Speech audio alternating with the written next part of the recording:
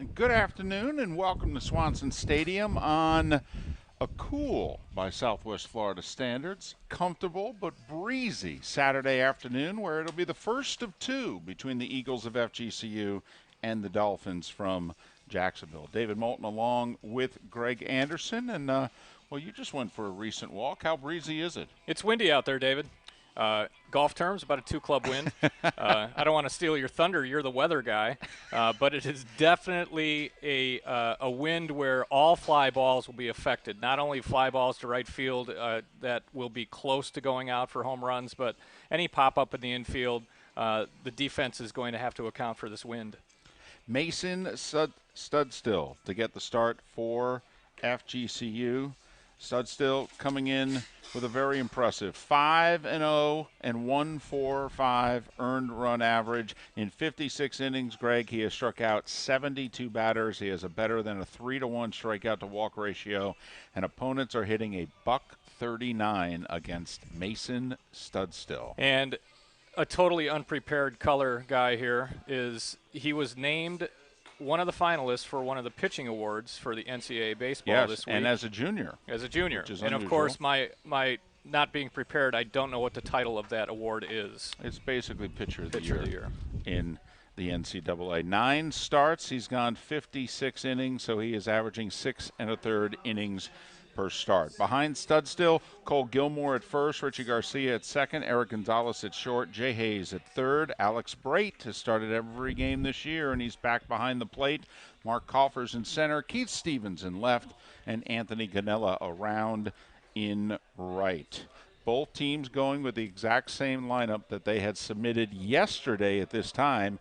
This game originally scheduled for noon yesterday. It was rained out. They'll play 2 today. This one, Greg, a 9-inning game, so be prepared to be here a while. The second game, a 7-inning affair. And Studstill's first pitch to Ruben Samayan is a fastball outside ball 1. And the weather we're talking about being cool for Southwest Florida standards on an April 20th today. It's mid-70s. Correct. And we had some storms roll through yesterday, and it's a typical day after storm day. Right. It's San Diego weather, if you will, as opposed to normal Southwest Florida weather when it's normally 10 to 12 degrees warmer than this. The 1-1 fastball is fouled back and out of play. Count now 1-2 on Samayan, the junior center fielder. Comes in hitting .250. Doesn't have a homer, has 10 RBIs, went 0 for 4 on Thursday in the first game of this series in which the Eagles beat the Dolphins. 2 big innings, held JU to just 4 hits in a 12-1 win. Studstill fastball, just misses low. I think all parties involved there were expecting maybe a strike 3. Yes, but the umpire, Jason Worley, behind home plate, settling in with his strike zone, a fastball up the middle, and the 2-2 is lined for a base hit. So JU, as we mentioned, only had 4 of them on Thursday, and already a big change here. Samayan with the leadoff single against Studstill. And Samayan is a threat to run, 6 steals in 9 attempts. And here's another left-hand hitter, Scott DeBrule. Junior second baseman, hitting .311 with 19 RBIs. Studstill from the stretch. Fastball slicing down the left field line. Will the wind pull that back into play? It will not. Wind blowing, as we mentioned, hard from left to right. And not only, as you mentioned, Greg, balls hitting the outfield, but any sort of infield pop-up, fair or foul, need to be alert today. Ball could move 5+ yards on you while in the air.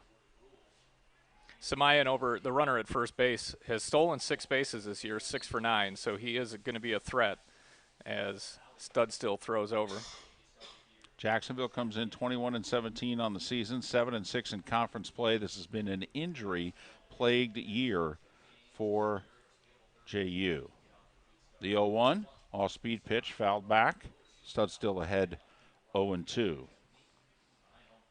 Samayan and DeBrule have started every single game this season for Jacksonville. The only two that can say that for the Dolphins.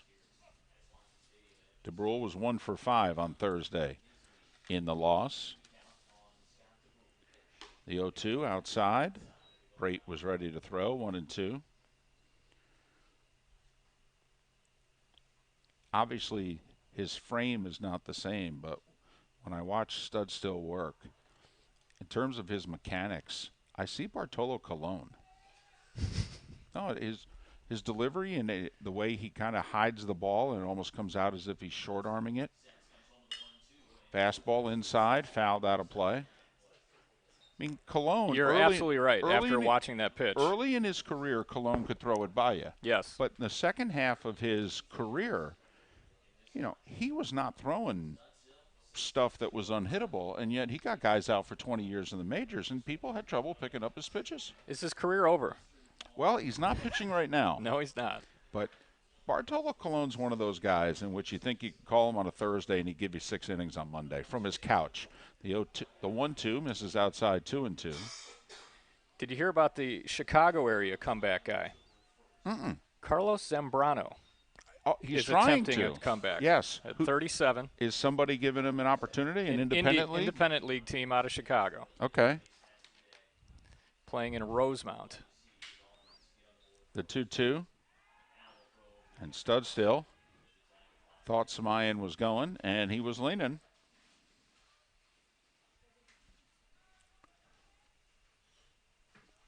Leadoff runner on at first. Nobody out. The 2-2. Fakes going. Off-speed pitch misses low and away. Count goes full at 3-2. And, well, if you're Chris Hayes, the head coach for Jacksonville, what do you do here? Absolutely, you send him. Early in the game, coming off a tough loss the other day where you weren't even in the contest. Well, and I'd want to put some pressure on Studstill and the Eagles' defense here. DeBrule has struck out 16 times in over 170 plate appearances, so he strikes out about once every 11 at-bats. So in other words, he puts the ball in play. I'm with you. I'm sending the runner here. And the runner's going. Fastball. Fouled back.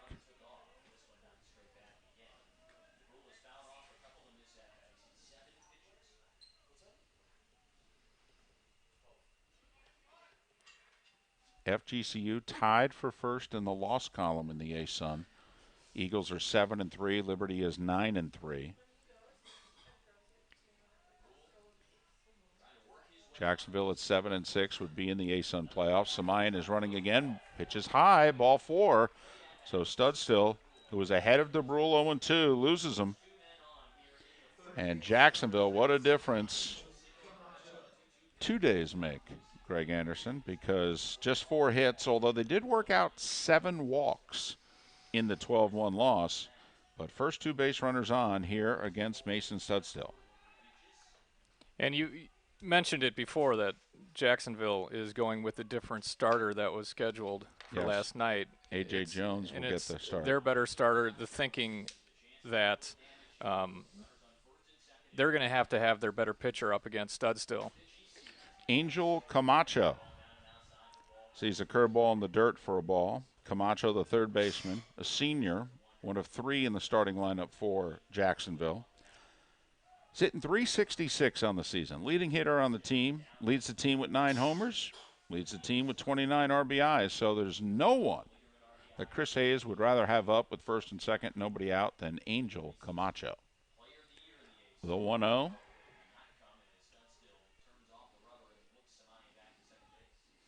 Camacho with a slugging percentage near .600. And even though the wind is blowing in from left, Camacho gets one in the air. He's got plenty of power. The 1-0. Fastball fouled straight back. Nobody here flinched. Once again, we're 2/3 of the way through the season. This is a veteran crew now. David, I flinched. I'm going to admit it. Well, we don't count. Always. We don't count. We're not part of the crew. We're here every other week. We don't count. We're amateurs. The pros did not flinch, Greg. You saw the old lady, older lady. I Yeah, shouldn't say old absolutely. lady. In Toronto. Yeah. Talk about a pro. Back-to-back games. Yes. She didn't move. The 1-1 fastball misses 2-1. Now Samaye at second base is doing a little bit of dancing, and you get mixed messages from batters whether they like the guy at second base doing that. Some hitters want to know, hey, if you could give me location or if you think you could steal something. Other batters are like, hey, don't move, it distracts me. The 2-1. Fastball, fouled back. Count even 2-2. Samayan on second, DeBrule on first. Angel Camacho at the plate. Nobody out, top of the first. Jacksonville's got something going in a scoreless game. That's his 17th pitch of the inning. Nobody out yet, and that by far was the meatiest pitch he's thrown. Had the center of the plate. Well, he's thrown 16 pitches that have been either fastballs or changeups and one curveball. What does he do here on 2-2? And that one looked like a slider because it had a little late movement, and Camacho fought it off.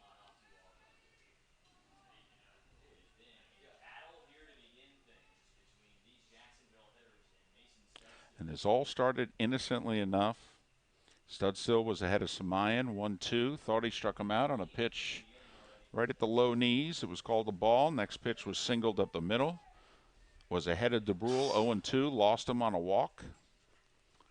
Here's the 2-2, up and in, and the count goes full.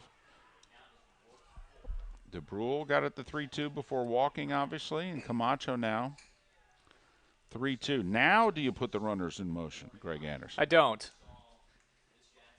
You got your best hitter up there.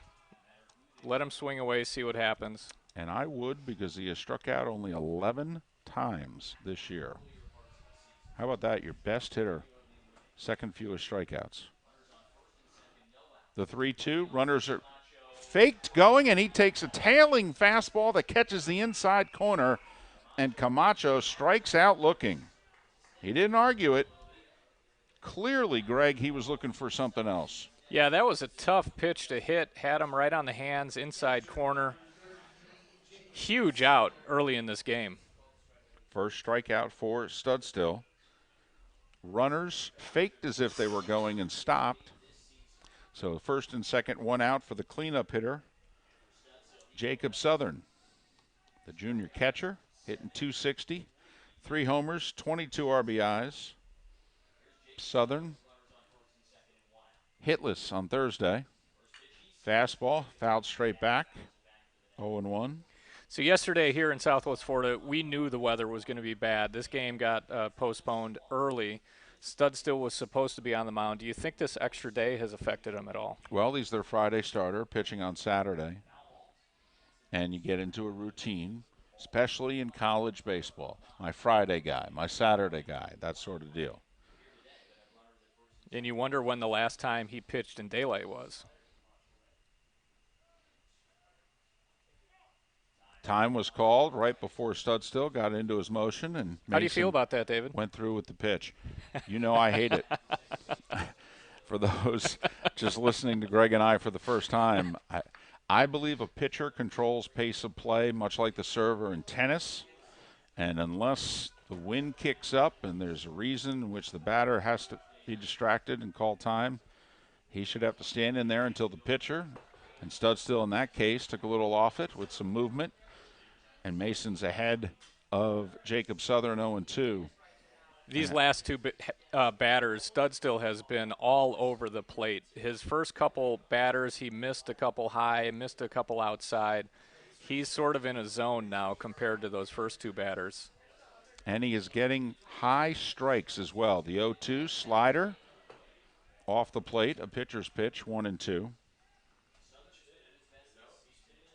I'm telling you, he pitches like Bartolo Colon. His delivery also, Colon lived up in the strike zone, even in the latter part of his career. Batters aren't comfortable with high strikes. 1-2, curveball. Southern turns away from it, 2-2. Senior first baseman John Casala waits on deck. Southern hitting .260 on the season with 3 homers and 22 RBIs. Has played in all but 2 games for the Dolphins this year. The 2-2. Sinking fastball, back-to-back strikeouts for Studstill, 2 away. Another really good pitch. He took something off that one. Had some late movement on it. And talk about 2 big outs after the first 2 got on. There's a reason he's on that watch list for Pitcher of the Year. Well, he's not out there throwing. He's been pitching. And there's a big difference. So runners remain first and second, now 2 away. Here's the first baseman, Casala, hitting .277 on the season with 2 homers, 16 RBIs. He takes an off-speed pitch off the plate, ball 1. Casala was 0 for 2 with 2 walks on Thursday. First of 2 between the Eagles and the Dolphins. First game's a 9-inning affair. Second game, 7 innings.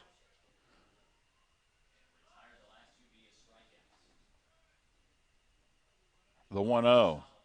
Fastball skied to left field, and it's pretty deep, but the wind will knock it down, and Stevens, right in front of the track, makes the catch, and the side is retired. First time the wind has come into play here today. So a hit and a walk, but ultimately both are stranded. Bottom of the first we go, scoreless between Jacksonville and FGCU.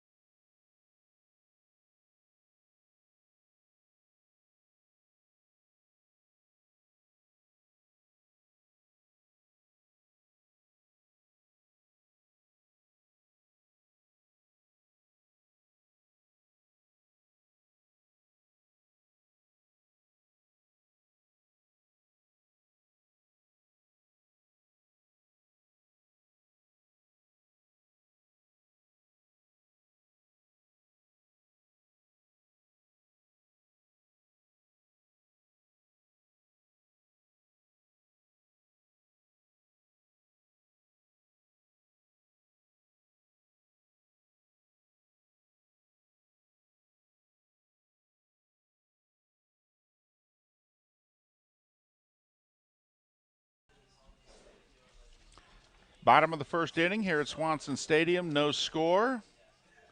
Junior righty A.J. Jones on the hill for Jacksonville. Greggy comes in. This is his 10th appearance and 10th start. He's 5-2 with a 3.68 earn-run average, and he's averaging a strikeout an inning. And opponents are hitting .224 against A.J. Jones. And as I mentioned in the top of the first, this was the only switch. He was supposed to pitch today, but going up against Studstill, Jacksonville wanted to have their better option out there on the mound.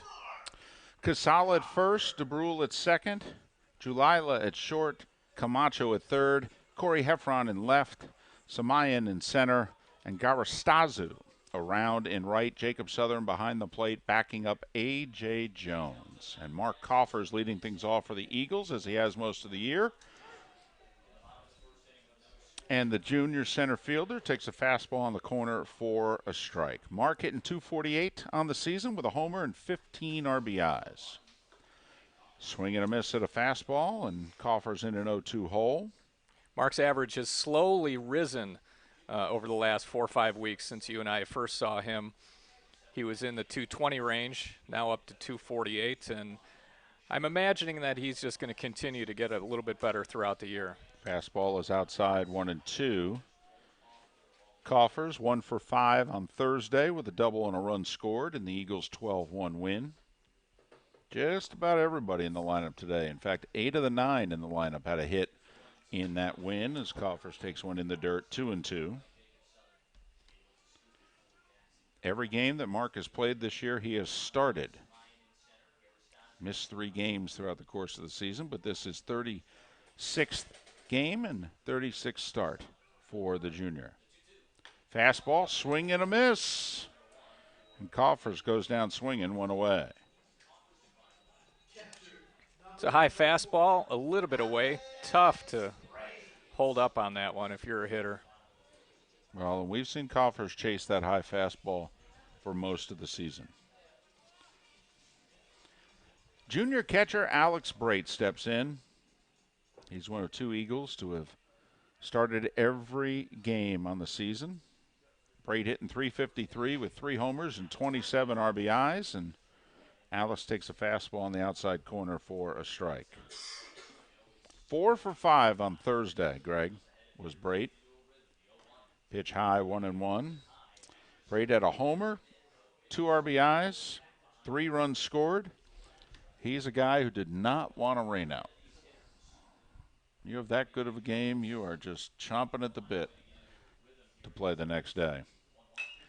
That one grounded to short. Jalila fields it on a hop, throws over to first, and gets Brait by half a step, 2 away. If that ball takes a second hop, I think that's a really tough play for Jalila to make. He was able to get it on that big first hop and in rhythm threw out Brait. And Brait runs much better than the stereotype for a catcher. And that's why Jalila had to make that play, or else Brait would have beat it out for an infield hit. 2 away for FGCU's leading hitter, Jay Hayes. The third baseman hitting .351, leads the team with 8 homers, leads the team with 40 RBIs. Brait hitting 2 points better than Hayes. Hayes had the team triple crown going for the last few weeks. And Jay ahead of the count 2-0 against A.J. Jones, who's been arguably Jacksonville's most consistent starter on the season. Hayes can't hold up on the slider off the plate, 2-1. Hayes was obviously not looking for that. I think he was seeing dead red the entire time. And I'd look mixed up a little bit. And I'd look for it again here at 2-1. Jay walked 3 times, scored 2 runs on Thursday, and he takes that slider just off the plate, 3-1. Jay, the only player in the lineup on Thursday who did not get a hit, but as we mentioned, 3 walks, scored twice. He contributed nonetheless. The 3-1, and that one drilled to deep center field. Samayan going back at the track, at the wall, and the wind knocks it down, and Samayan makes the catch at the wall. We thought in the top of the first inning that Casala's blast to left was knocked down by the wind and it stayed in the ballpark. I don't think, Greg, there's any doubt about it. The wind kept that one in the park. That was well hit, David. At the base of the 400-foot sign, Samayan makes the catch in center field, and the side is retired. 3 up and 3 down. We've played one at Swanson. No score.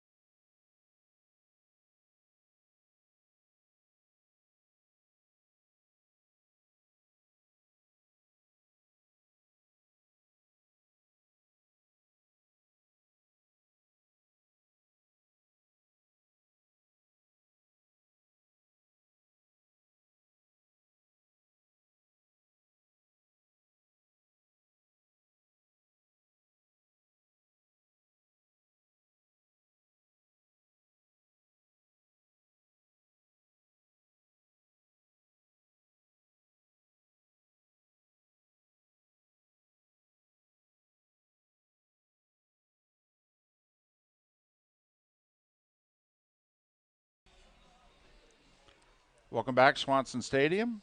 David Moulton, Greg Anderson, top of the second inning, scoreless between Jacksonville and FGCU, the first of 2. 6, 7, 8 in the lineup for the Dolphins, who got their first 2 batters on before Mason Studstill hunkered down and got out of it. DH Duncan Hunter. steps to the plate and takes the first pitch for a strike. Hunter hitting .228 on the season, 2 homers, 15 RBIs. Hunter appeared as a pinch hitter and got 2 plate appearances on Thursday. Greg went 0 for 1 with a walk. Curveball grounded left side. Hayes fields it on a big hop, settles down, throws over to first. 1 away. 4 in a row now retired by Studstill after the first 2 got on.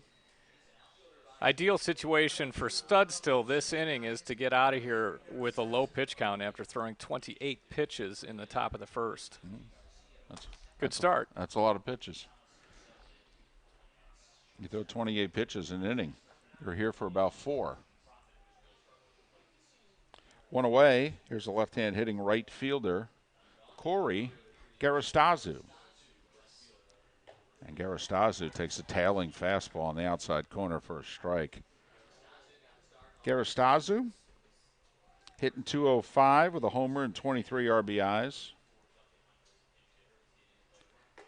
And another tailing fastball on the outside corner, and Garastazu turns away in disgust because he knows that's a really good pitch. And he's behind 0-2. Garastazu 1 for 2 on Thursday. And that one just off the plate. Took a little off it, did Studstill. Good pitching there. Good teamwork between Studstill and Brait. You can go up and down with a pitch. You can also go inside out with a pitch. And they go right back to tailing it away on the outside corner. And Garastazu swings and misses. 3rd strikeout for Studstill. 5 in a row retired, 2 away in the second. And here's left fielder Corey Heffron. And he's had 3 Jacksonville batters 0-2. What I like about Studstill is that he hasn't thrown an 0-2 pitch that's hittable.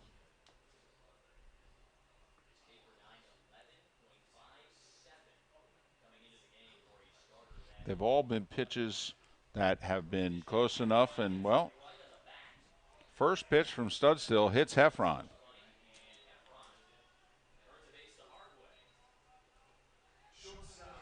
The 3rd batter that Studstill has hit this year, and Heffron's a 2-out base runner. And it'll allow Jacksonville at the very least to clear the lineup, as here's the shortstop, Dakota Jalila. The junior hitting .299 on the season with a homer and 19 RBIs. Studstill's curveball was up and in, ball 1. Well, no problems after that hit batter, unlike the Royals and the White Sox the other day. And the 1-0's fouled straight back, 1-1. And Twitter was up in arms that Anderson got ejected. But he wouldn't shut up. Well, and as it turns out, he was suspended for a game, and the suspension was not for throwing the bat or for, if you were to describe it as antics or arguing or whatever, and the 1-1, and it's a bunt, and Hayes is going to have a tough play. He fields it, throws. Great play. And it's ruled safe, and once again, Gilmore is ruled having come off the bag.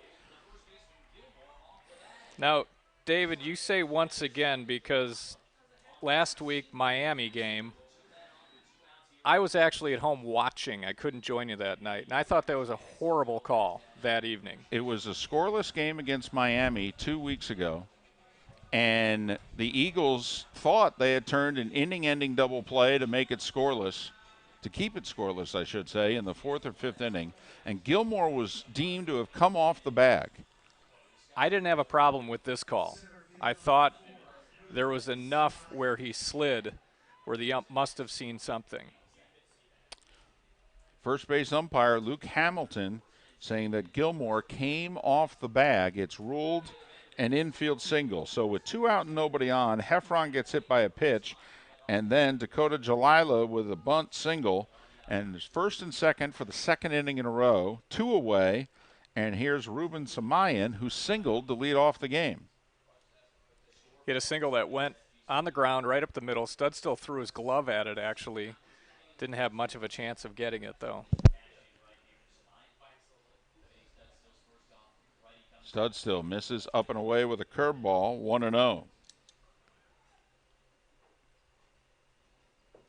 So Samayan, the center fielder, .250 hitter coming in with 10 RBIs. Saw 5 pitches in his first at-bat. Ahead in the count, 1-0. Fastball misses up and away, 2-0.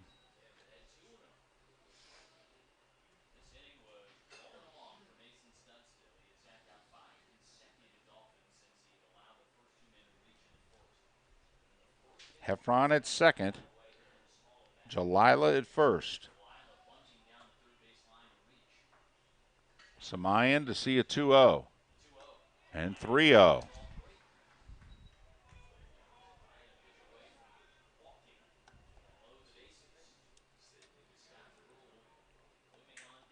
David, is Samaya the only lefty in the lineup? Nope, because DeBrule. Oh, yeah, and Garistazu.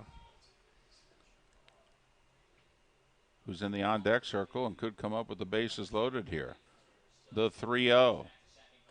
And that's exactly what will happen. So what was quick work of the first 2 batters, Hunter Duncan and Corey Garistazu, and Studstill, who had retired 5 in a row, he hits Heffron. Jalila with the bunt single, and then a 4-pitch walk to Samayan, and the bases are loaded for Scott DeBrule, the second baseman, who's a .311 hitter. He worked out a walk his first time up, and he takes a fastball right down the heart of the plate, and Scott grimaces as he turns away because he knows he may not see a better pitch than that one. And Studstill now going from the windup, and maybe he's a little more comfortable. The 0-1.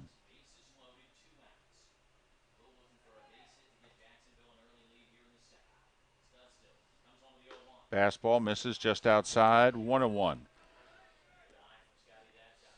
DeBrule fell behind Studstill 0-2 his first time up and worked out a walk in an 8-pitch at-bat. Bases loaded, 2 away, top of the second, no score. The 1-1. Off-speed pitch, tails, catches the corner. And DeBrule is talking to himself again, behind in the count, 1-2. Might have been talking to the ump there. I'm not sure he agreed with that pitch. Well, I don't know what he's arguing about because I thought that one was clearly over the plate. Big difference, though, between 2-1 and 1-2. Studstill ahead, 1-2. Curveball grounded to short, and it's booted by Gonzalez. And Jacksonville takes a 1-0 lead. Eric had to go to his right. It was not going to be an easy play, whether to get the force at second or to make the long throw across the diamond. But it's a play that you got to make. And an E6 gives Jacksonville a 1-0 lead. So a 2-out rally here for the Dolphins, Greg. Ball has not left the infield. No, and my feeling was that he was going to go to second for the force. I'm not sure he could have gotten the runner at first. So base is loaded, 2 away, and the best hitter for Jacksonville, Angel Camacho, comes to the plate. He came up with first and second, nobody out in the first, and struck out. Now he comes up, bases loaded, 2 outs in the second, and he lines one into right center field. Ganella coming over, makes the catch, and the side is retired. But not before Jacksonville has a little 2-out bingo. They use a hit by pitch, an error, couple of walks and a hit, and they score a run. We go to the bottom of the second. Jacksonville leads it 1-0.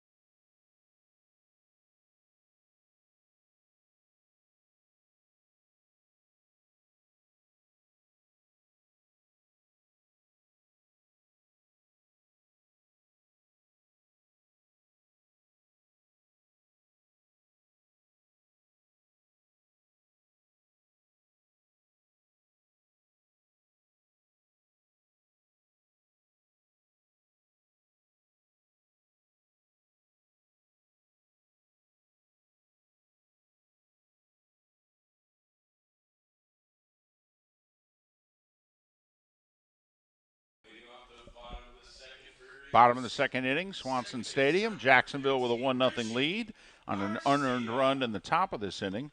4, 5, 6 for the Eagles. Richie Garcia, Keith Stevens, and Eric Gonzalez. A.J. Jones on the hill for Jacksonville looks like a pitcher, David. He's listed at 6'5".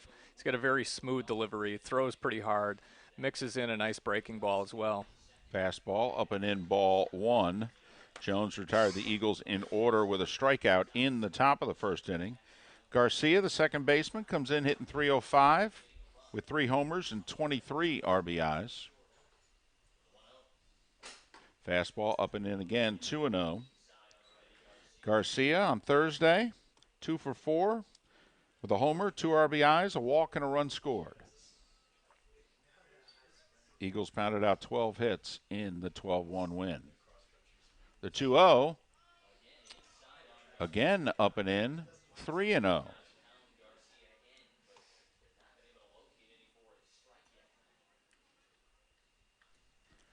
Jones had a long wait in the dugout as Jacksonville with a 2-out rally, and that tailing fastball caught the strike zone, 3-1. Jones is used to pitching when the sun out, Greg, because he's a weekend pitcher for JU. In fact, he's their Saturday pitcher as he misses up and in again, and it's a 5-pitch walk for Garcia, first base runner of the game for the Eagles. You know, Garcia, I've said this before about him. He doesn't have the flashiest numbers. He doesn't lead the team in home runs or average, but he is just so solid. One of those guys that Toe could put in the lineup every game, and you know you're going to get solid defense out of him, good at-bats. Very, very valuable player. And he has literally started every single game this year. The junior out of Davie, Florida, who has to dive back into first as Jones throws over. The left fielder, Keith Stevens, hitting .298 with a homer and 13 RBIs.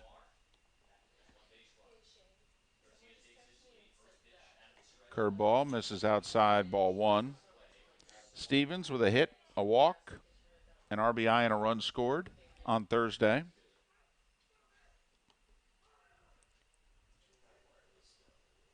Garcia's only attempted 1 steal on the season. He was successful. He fakes going, and that one grounded to third. Camacho fields it over to second one, relay to first, and that's a 5-4-3 double play. Just like that, 2 on, nobody out for the shortstop, Eric Gonzalez. Camacho had sort of a look what I found. Yes, because that one was a hard hit grounder, and he did the Olay defense, but the glove got in the way of it. And once he fielded it, it was a pretty simple around the horn DP. And here's Gonzalez for the first time.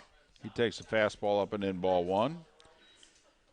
Camacho was in position perfectly, and he moved to his right to get out of the way of the ball almost. Well, they call it the hot corner for a reason. The 1-0, pounded.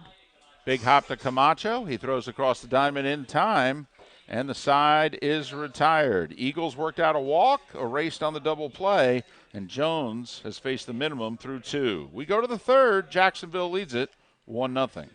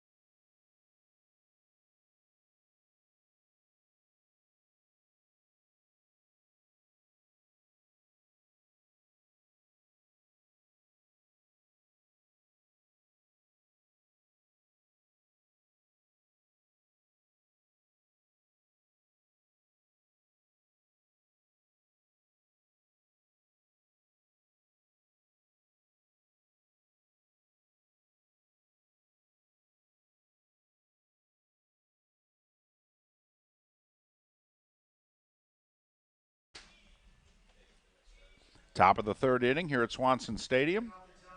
Jacksonville with a 1-0 lead. This is the first of two. 9-inning game, and then a 7-inning nightcap, if you will, or it'll be a day cap, and it'll allow the Dolphins to be able to get out of here with the sun still up and maybe be able to get home around midnight. Enjoy an Easter Sunday. Mason Studstill has had to work pretty hard through 2 innings. Allowed an unearned run in the second, facing catcher Jacob Southern for the second time, and he paints the outside corner with a strike. Studstill struck out Southern in the first inning. Fastball misses low and away, 1-1. Don't want to overstate the importance of this inning for Studstill, David, but he is at 48 pitches. He has got to get this pitch count down if he's going to stay in there for much longer. 28 pitches in the first inning. The 1-1, just off the corner, 2-1. And it looked as if he was going to have that short, low pitch count second inning when he got a ground ball to third and a 4-pitch strikeout. Had 2 outs, nobody on.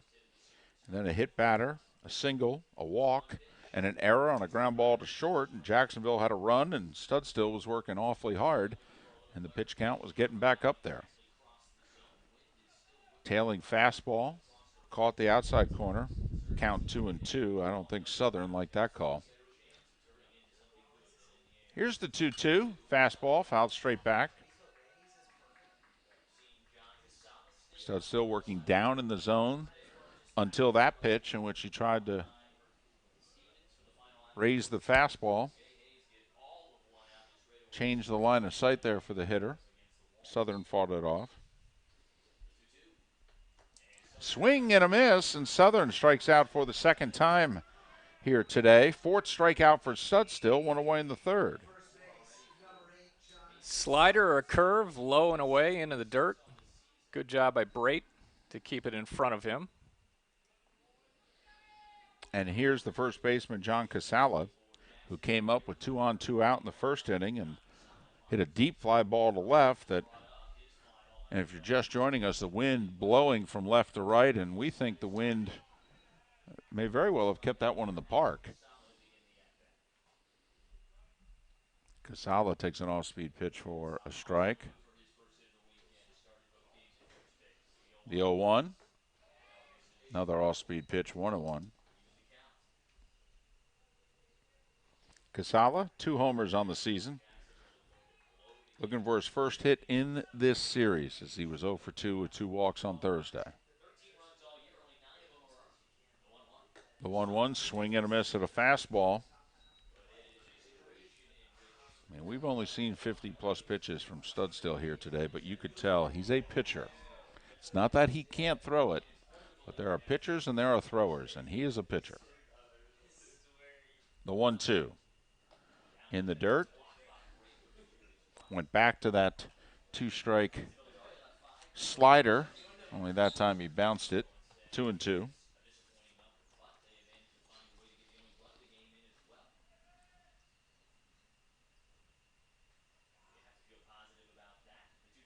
Fastball, swing and a miss. Back-to-back strikeouts for Studstill. 2 away here in the third.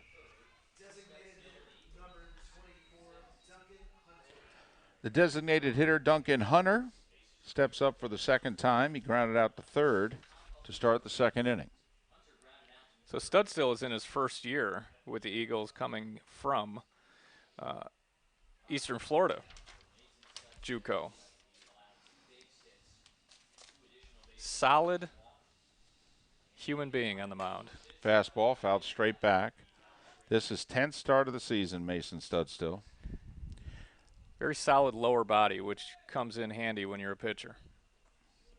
The legs, the hips, the buttocks, where you get your power.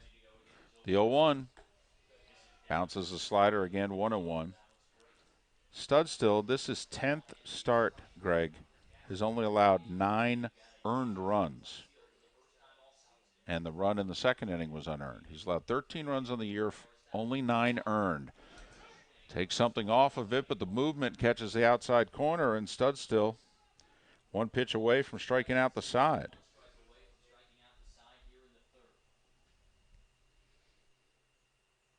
The 1-2. Tailing fastball, just low. Brait was trying to frame it for the home plate umpire, Jason Worley, and couldn't hold it. I thought it was low. I Yeah, thought if he I caught it, it agree. was still going to be low.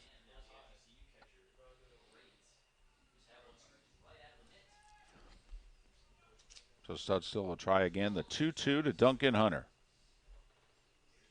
Fastball, just low. I will say Jason Worley has been consistent with that pitch. Studstill threw it to the first batter of the game, Samayan, on a 2-2. Didn't get the call. And he threw it there to Hunter on a 2-2 here in the third. Didn't get the call. The 3-2. Fastball fouled straight back.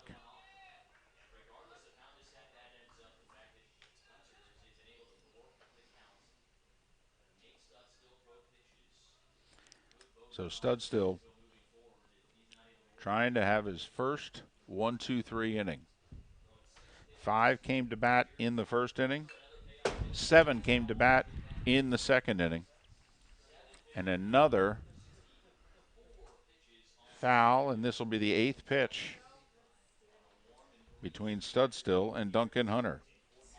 Really good at bat here by Hunter, making Studstill throw more pitches. He's up to 64 pitches, 18 in this inning. In what so far is a 1-2, almost 3 inning. The 3-2, fastball hits him in the left hand. Second hit batter of the game as Heffron got David, hit last inning. I think he is calling that a foul ball. Wow. He took the left hand off the bat and kind of shook it. Although I did hear a little bit of a ting, so it must have hit the base of the bat. Hunter's not arguing, and neither is head coach Chris Hayes. So no, Hunter did not even flinch to go down to first base. So they'll do it again, the 3-2, and that one tails inside, and Hunter, a 10 pitch at bat, and he works out a walk for another 2-out base runner, and Studstill unable to have a 1-2-3 inning yet again. And Jacksonville, Greg, scored with 2 out and nobody on last inning. And here's the left-hand hitting right fielder, Corey Garistazu. So Toe's going to take a walk. Coach Dave Tollett have a chat with Studstill. He's thrown 20 pitches this inning, so his pitch count is up to 66, and we're not out of the third. Well, he's walked 3, and he's hit a batter.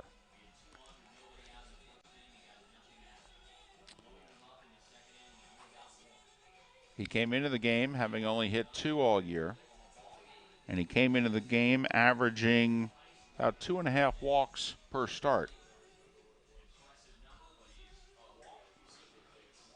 And you pointed out, Studstill, normally the Friday night pitcher for FGCU. This a little bit out of his routine, 18 hours later. And you see it sometimes in baseball. Some guys during daytime what their numbers are, nighttime what their numbers are, hitters or pitchers. And first pitch swinging is Garistazu, and he pops one up, and the wind playing havoc with it in shallow left center, and it falls. Gonzalez went out back to the infield, and he lost it. He had no idea where that ball was, and neither the left fielder Stevens or center fielder Coffers were able to track it down. And that the third time already in this game, Greg Anderson, in which the wind has been a factor on a fly ball. First time it's resulted in a hit. I had my eyes on Gonzalez the whole time, and you're absolutely right. He was sprinting back, took a look at Stevens, and really the closest guy to it was Coffers. And Coffers plays a pretty deep center field, is one of the best outfielders in the A-Sun. And that just landed where nobody could get it. Well, Corey Heffron, the left fielder, comes to bat. And he's first pitch swinging, and Jay Hayes fields it deep at third. Long throw across the diamond. Gilmore with the scoop in time, and the side is retired. So another 2-out rally with a walk and a base hit, but Studstill able to get out of it. We've played 2.5 at Swanson Stadium, Jacksonville with a 1-0 lead.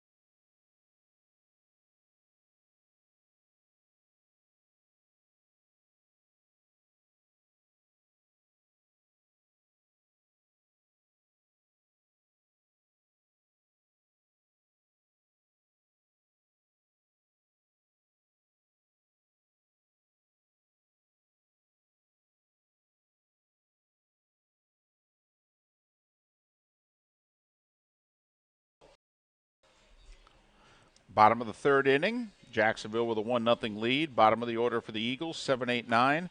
Cole Gilmore, Joe Kinker, Anthony Ganella to face A.J. Jones. Jones has allowed one base runner, a walk, who was erased shortly thereafter on a double play, so yet to allow his first hit. First pitch, a fastball on the outside corner to Cole Gilmore for a strike. First baseman's hitting .258 on the season with 2 homers and 27 RBIs.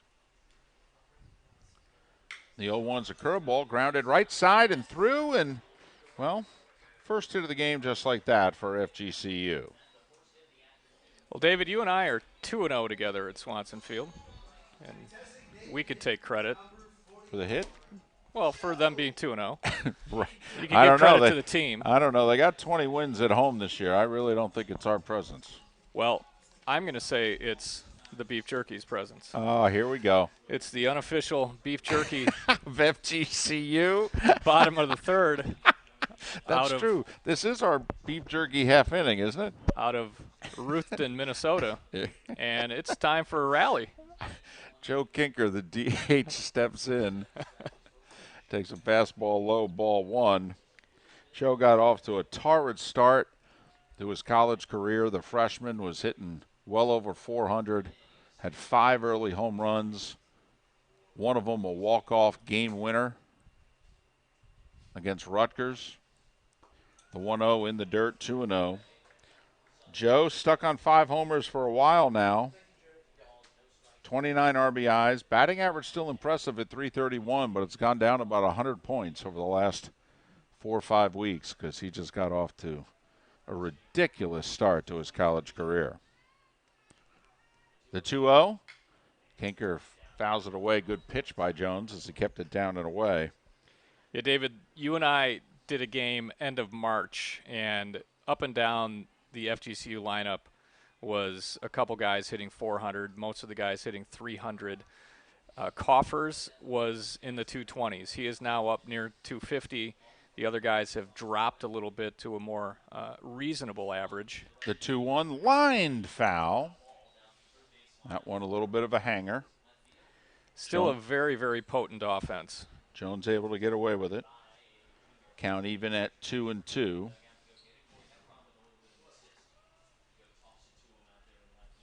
Gilmore at first, a leadoff single for FGCU here in the bottom of the third, 1-0 Jacksonville. The 2-2 from A.J. Jones to Joe Kinker. First, we'll have a throw over. Now, as big of a pace of play guy as I am, I do not want to limit the number of times that pitchers can throw over to first. I just want to keep taking seconds off the pitch clock.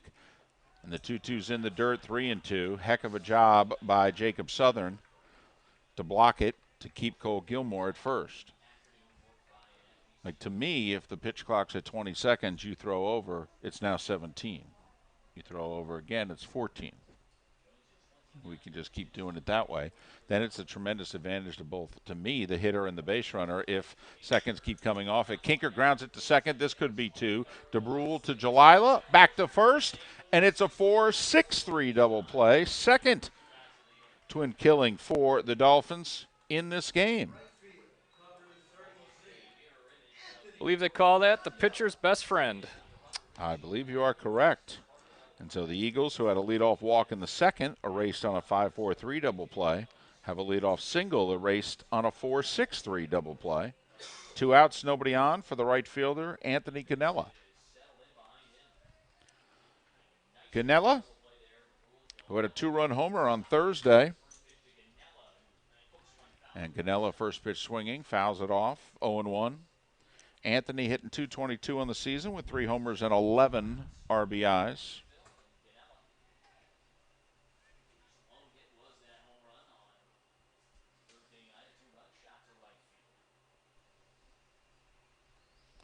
The 0-1 from A.J. Jones. Fastball away, 1-1. So we've got Studstill's pitch count, who's, what, in the 60s?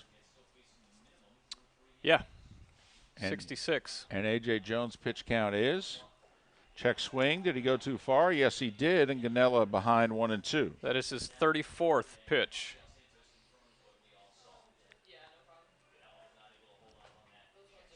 And A.J. Jones looking for his second strikeout here.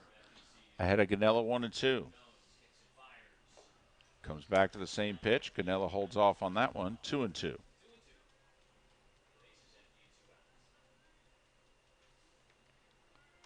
Only one fly ball so far from FGCU in this game. Everything else on the ground. The 2-2. Swing and a miss. Second strikeout of the game for Jones. And the Eagles, after a leadoff single, send only 3 to the plate. A.J. Jones has faced the minimum through 3, and Jacksonville has a 1-0 lead as we head to the 4th.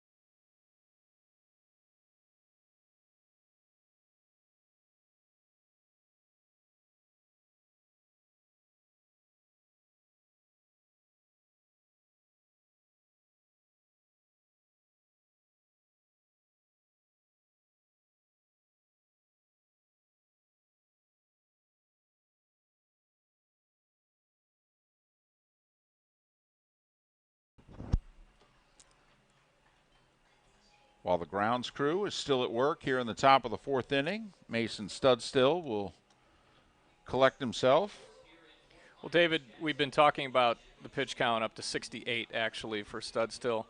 A lot of this is speculation, but what does Toe do with pitch counts? You know him better than I do. You've been following FGCU more. Well, he very rarely allows a guy to get into the 120s. I mean, he allowed Sale to go there about a handful of times. This is his ace. He's pitching on an extra day of rest. My guess is he will let him get into the 100s. But at this current pace, I mean, he's only going to go no more than 5. He's got to start having about some 10, 12 pitch innings here if he's going to pitch into the 6th. Bottom of the order in Dakota Jalila, the shortstop, and then the lineup flips over for the 3rd time, and Studstill paints the low outside corner with a fastball. Jalila, with 2 out and 1 on in the 2nd inning, had a bunt single, and it kept what seemed like a harmless, and he lines that one to Gonzalez at short. Eric fields it on a hop, throws over to first, 1 away.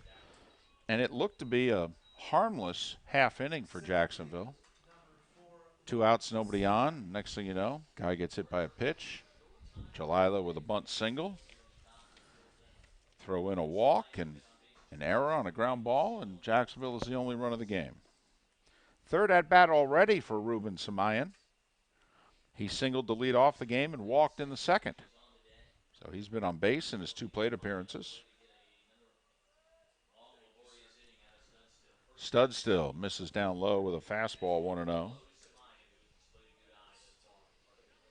4-pitch walk last time at bat, so this is 5 in a row to Samayan.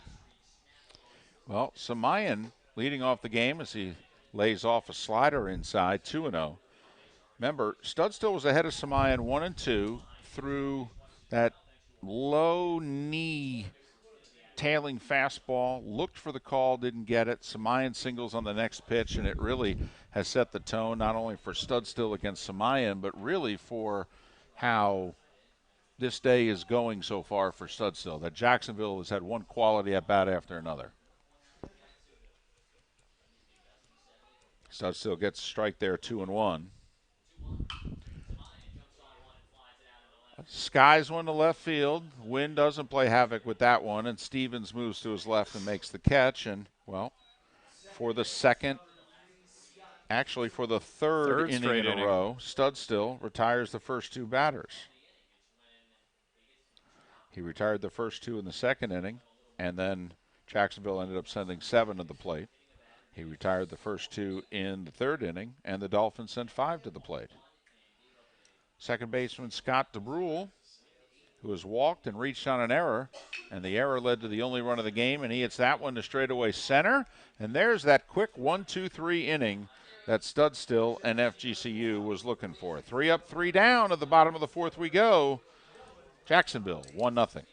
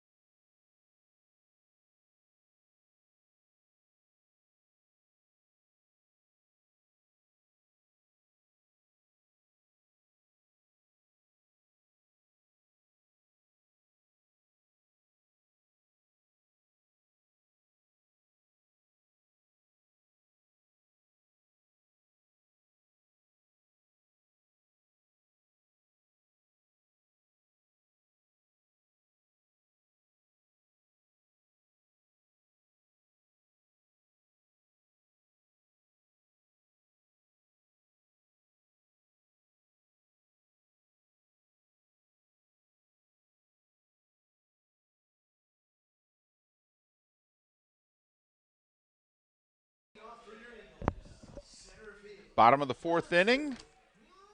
Top of the order for FGCU against A.J. Jones. Jacksonville with a 1-0 lead. Jones is allowed a walk and a hit, but he has gotten double play balls to erase both those base runners. So he's faced the minimum through 3. Mark Kaufers, Alex Brate, and Jay Hayes for FGCU, second time through. And the beauty about this game, David, even though Studstill has thrown a ton of pitches, Jones has pitched to the minimum. He's only thrown now 37 pitches. It's a 1-0 game. Kaufers guessing fastball. Got an off-speed pitch. Swung and missed badly at it. 0-1. Jones goes back to the same pitch, and Kaufers lays off 1-1. Mark struck out to lead off the game for the Eagles. And I mentioned Greg. Jones facing the minimum through 3. Down low 2-1. He's had 2 strikeouts, so if the 7 balls that were, well, really 6 balls put in play because he's gotten 2 double plays, but only 1 fly ball so far, and that was when Jay Hayes hit one to the wall in straightaway center field, and Kaufers puts a ride into it in the left center field, but the wind knocks it down, and Samayan makes the catch a step in front of the warning track. I don't know if that one would have gone out, but it at least makes Samayan have to go onto the track and in front of the wall, I think. Yeah, if anything, instead of more into left center field, that thing drifted back right in front of our eyes like a slice off the tee box. Wind going from left to right. It's the quietest it has been all afternoon right now. And Jones thought he caught the outside corner, but instead it's ruled the ball to Alex Brate, who grounded out to short his first time up.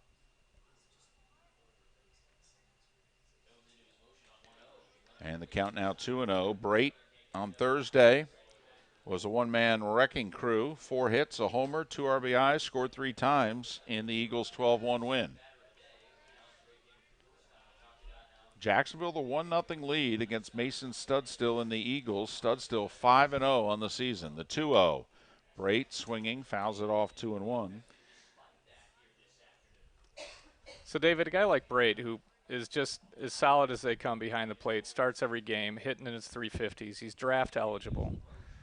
Do you expect a guy like him to return next year? No, not right now. You don't. Because I don't know if you're a team. I mean, it all depends on the kid if he really, and his family. That, hey, I'm going to get my degree, that sort of deal. But in terms of from a performance standpoint, I don't think you expect him to come back. I think that all the other variables have to come into play. The 2-2, and Brait grounds it right side. Casala underhands it to Jones in time to get Brait. 2 away here in the fourth. And I guess we could ask the same thing about Studstill. He doesn't exactly have, the major league frame, but another junior putting up dominant numbers. Well, and this is the dilemma for all of college baseball.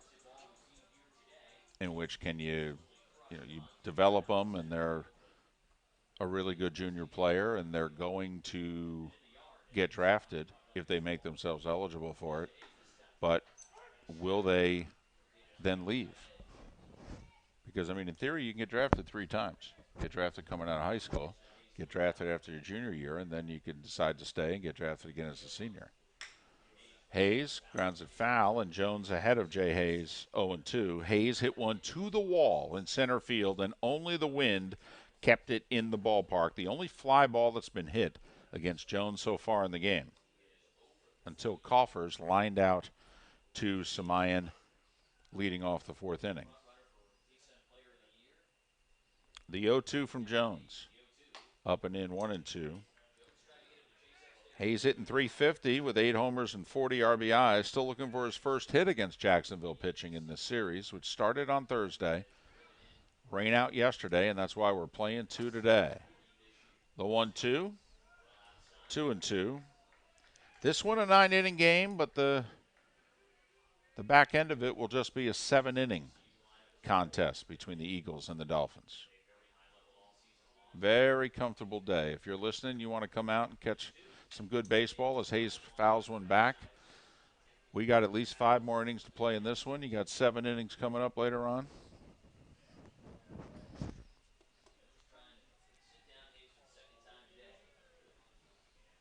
San Diego weather with a breeze. Hayes grounds that one left side off of Camacho's glove. Jalila fields it, but it's going to be an infield single with 2 outs for Jay Hayes. It's a great effort by both of those guys. Camacho on the dive. Jalila just to get there, to get the throw over was impressive. No chance to get Hayes, though. Second hit for FGCU. And Jones is no longer facing the minimum as second baseman Richie Garcia steps in. Richie walked to lead off the 2nd inning and was erased on a double play. Hayes, not much of a running threat, David. 0 attempts. I was going to say, tough to get much less of a threat than that. Jones from the stretch. Garcia homered on Thursday. And a curveball backs up but catches the inside corner, 0-1. Richie hitting above 300 at 305 with 3 homers and 23 RBIs. And he's reached base 4 of his 6 plate appearances in this series. 2 hits and 2 walks. The 0-1.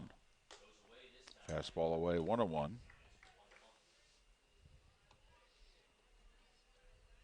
Wind gusting a bit once again, blowing out hard to right field. This is the most pitches Jones has thrown in an inning so far today. He's at 17 here in the top of the 4th. The 1-1.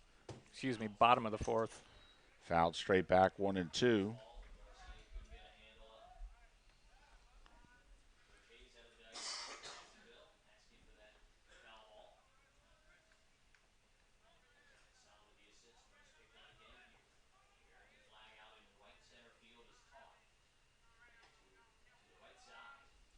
By Southwest Florida standards, do I dare say this is cool weather? You do, Mid-70s? absolutely. It is gorgeous. The 1-2. Hayes fakes as if he's going. Garcia fouls it straight back.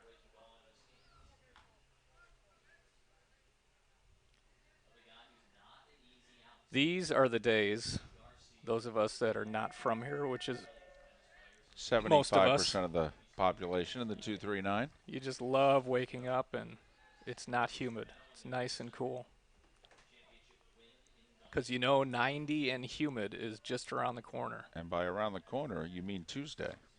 The 1-2. And that one ripped down the left field line. Hayes is rounding second and heading for third. Heffron comes over to field it. Garcia headed to second for a double, and the Eagles have runners on second and third with 2 out here in the 4th.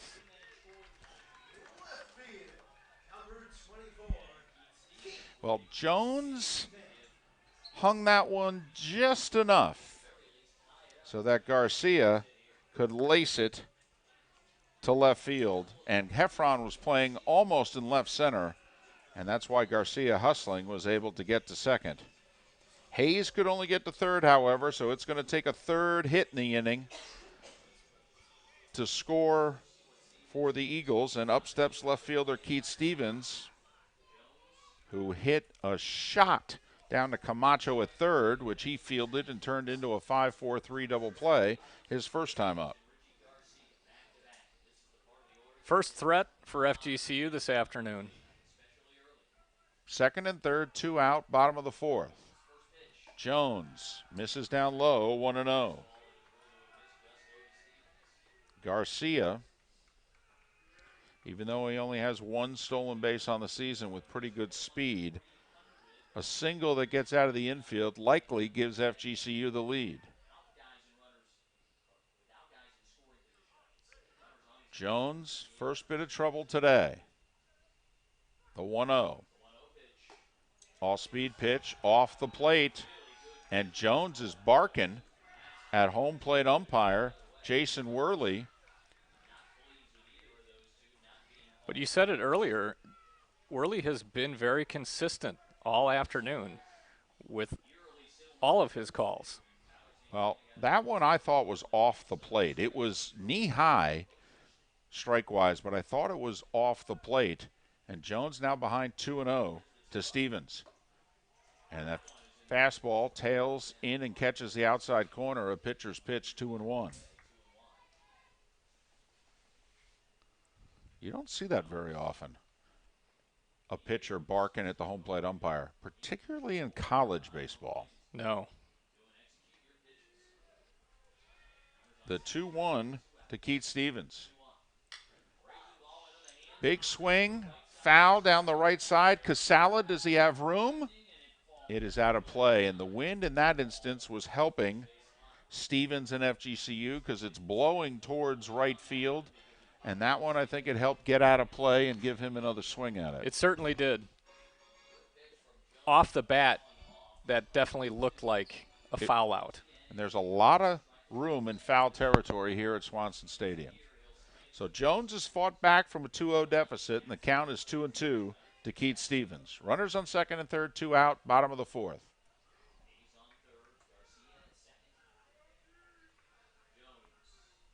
The 2-2, fastball low and away. Count goes full at 3-2.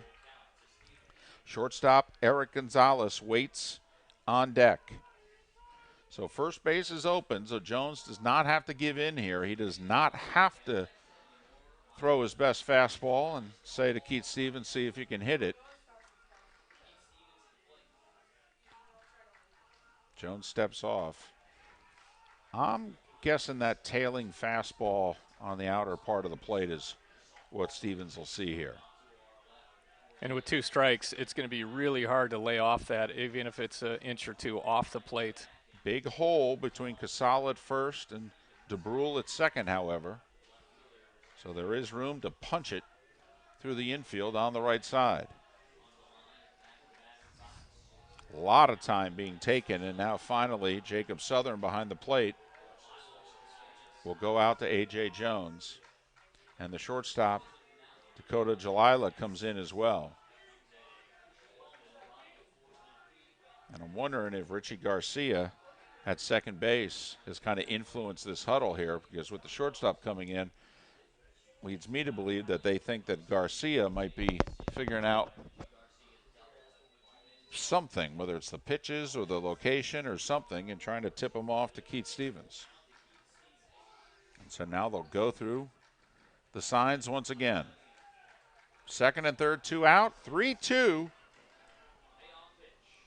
And it's grounded to short. Jalila fields it on 3 hops, throws over to first, and A.J. Jones works out of it. A 2-out rally for the Eagles with 2 hits, but they strand them both, and we go to the 5th with Jacksonville leading 1-0.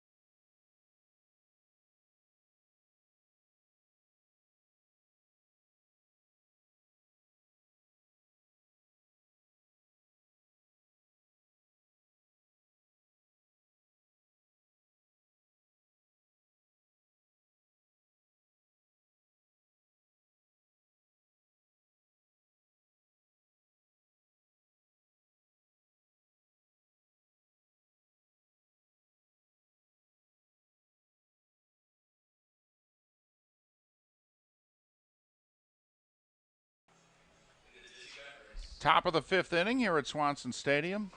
Beautiful Saturday afternoon. Jacksonville leads FGCU 1-0, 3-4-5 in the Dolphins batting order. Angel Camacho, Jacob Southern, and John Casalo to face Mason Studstill for the 3rd time. David Moulton, Greg Anderson. Greg Studstill coming off his first 1-2-3 inning of the game. And the Jacksonville dugout, that's the first missed pitch, I think, of the day for absolutely Jason Worley behind home plate. And Camacho steps out of the batter's box in disgust. And the Jacksonville dugout exploded with noise after that strike call. Count now even at 1-1. Well, we had just talked about how consistent Worley had been behind the plate up until that pitch. Big swing and a miss at an off-speed pitch, and Camacho, who struck out in the first inning and lined out to right field to end the second inning, is in a 1-2 hole. Camacho, their best hitter, at 366 with 9 homers and 29 RBIs, leading the team in every single one of those stats. The 1-2, fisted, fouled, right side. Gilmore comes over. Does he have a play? He does not. Both dugouts have livened up a little bit. FGCU dugout doing a lot of talking in the bottom half of their last inning, and when Jacksonville was able to get that ground out to short, their dugout erupted, and both teams having a little fun. Well, it was a noon start today, which is a little earlier than they're used to going at it. Even when they play afternoon games, a lot of times it's around 2 o'clock. The 1-2 is a fastball up and in. 2-2. Studstill threw a lot of pitches to get through the first 3 innings, giving up 1 unearned run. Had an 8-pitch 4th inning when he retired the side in the order. Goes off speed at 2-2, and that one a little bit better than the first pitch of the at-bat, but called the ball. So I think we're where we should be at 3-2. Yes, that was a really good pitch. So here's Mason Studstill, the 3-2 to Camacho, and Camacho is called out. A call, strike 3, 5th strikeout for Studstill. And Camacho walks away in disbelief. And the Jacksonville dugout is in disbelief as well. They thought that was low. And it might have been a little bit low, David, but 2 strikes. You got to swing the bat on anything close. Well, that's how you and I grew up, though. We're middle-aged. That's not the case anymore, Greg, at all levels of baseball. Guys don't swing if it's close with 2 strikes at all. The onus has gone to the umpire. And that one lined to left center field. Coffers coming over, has to field it on a hop. And then first pitch swinging for Jacob Southern, who struck out his first 2 times up, and he's a 1-out base runner. I mean, wouldn't you agree that for the longest time in baseball, if you got to 2 strikes, anything close from Little League all the way up, it was like, hey, you got to protect the plate. That was your instruction. Not anymore. If close, but you think it's a ball, they just take it and put the pressure on the umpire. There are many, including myself, who are big into, hey, let's speed this up, pace of play. I wish the home plate umpire would call more strikes. Now, I'm not saying pitches that are blatantly balls, as Studstill greets John Casala with a fastball for a strike. But here's the other side of that, David. Camacho is their best hitter. He's a 3-hitter. I'm not looking for walks. I want to swing the bat. I want to do something more than a walk. But he clearly thought that that was ball 4, and I think both of us agree with him. Fastball up and away, 1-1. But it's a different era now. I mean, there are a lot of things that are changed in terms of, you had a lead of 5 or more runs, nobody would ever be running. That's not the case anymore. You got behind 2-0, 3-0, very rarely, and you're trailing, no one would ever swing at a pitch. Yeah. They do now. And Casala reaches out and pokes one to center field, but it stays in the air long enough for Coffers, and he's able to catch the liner as Southern races back to first, and Studstill and the Eagles are 2 away. A really good read by Coffers. The ball was not well hit, sort of a check swing on an outside pitch, and that he was able to run it down just showed that he got a good jump on that the minute it was hit. When it came off his bat, I thought it was going to fall. Me and too. Then Coffers actually made it look routine. So 2 outs, Southern on first, and here's the DH, Duncan Hunter, who takes a curveball for a strike. Hunter grounded out to third, his first time up, and walked in the 3rd inning. So he's 0 for 1. Has walked twice in this series, however. The 0-1, Hunter fouls back, and Studstill a pitch away from getting out of it, 0-2.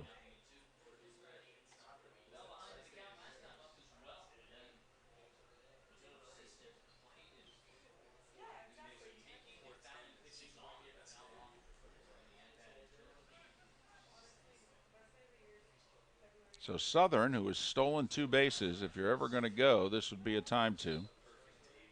He's not going. The 0-2 is in the dirt, 1-2.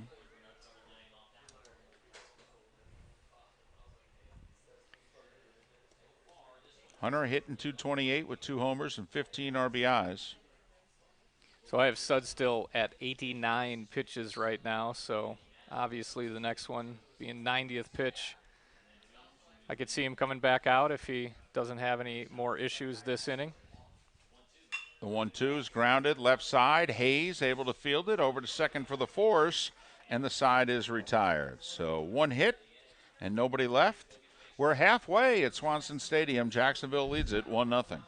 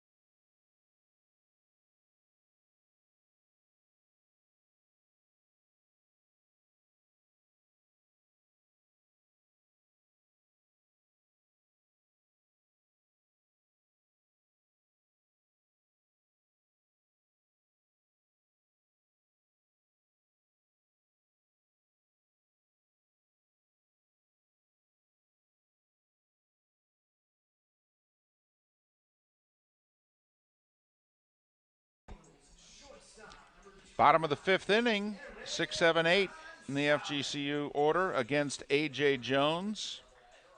So David Jones coming off a 4th inning where he threw 26 pitches, which is by far the most he has thrown. This is the inning here where I think FGCU might be able to chip into this lead. Gonzalez, the shortstop, grounded out to third his first time up. He checks his swing and takes a fastball in the dirt, 1-0. And I say that because Jones has not been as sharp, even though he set down the first, 11, not in order, but by minimum. He's been behind a lot of hitters. And he falls behind Gonzalez, 2-0. Gonzalez, Gilmore, and Kinker here in the 5th against A.J. Jones. 1 run, 4 hits, no errors for the Dolphins. No runs, 3 hits, an error, and it's a big error as that one grounded to the left side. Camacho makes the play, spins, and throws Gonzalez out. Nice play at third by Angel Camacho. 1 away here in the 5th as Gonzalez is grounded out to Camacho both times up. Here's Cole Gilmore, who got the first hit of the day for FGCU, leading off the 3rd inning with a single. He was erased on a double play. Camacho used every inch of his frame to get that one. Real good play, good spin. Real accurate throw after that 360 spin as well. Not the easiest thing to do. First pitch swinging, Gilmore slices one out of play.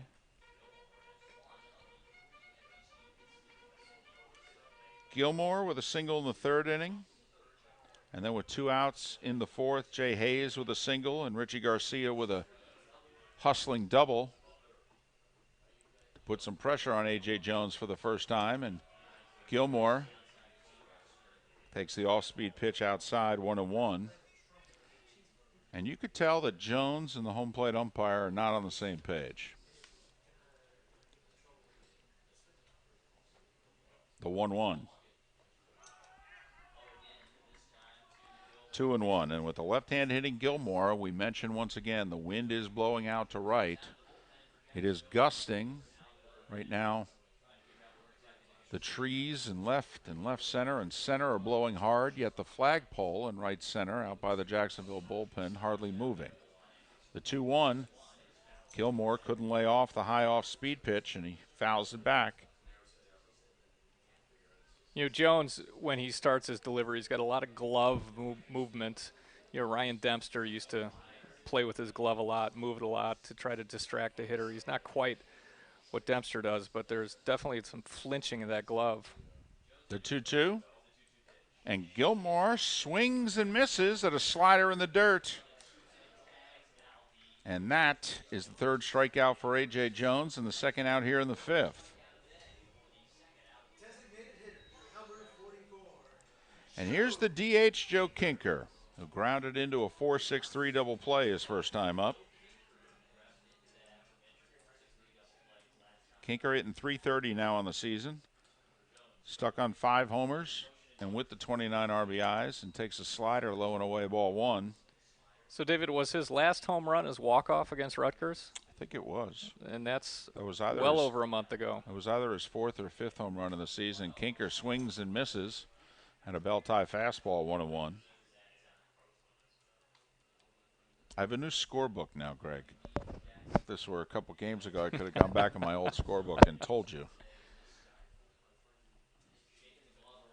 The 1-1. Pitcher's pitch. Jones doesn't get the call, and he looks away in disgust once again.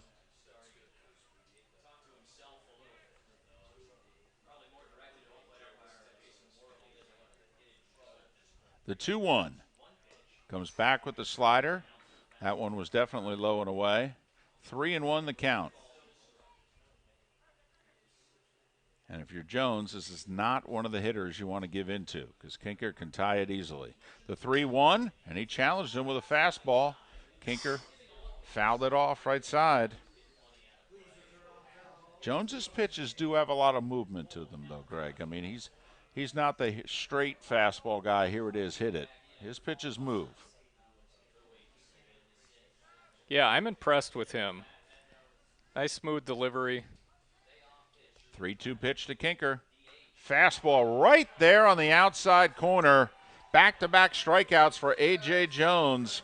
And right now he and the Dolphins getting the better of Mason Studstill and the Eagles. We head to the 6th, 1-0 Jacksonville.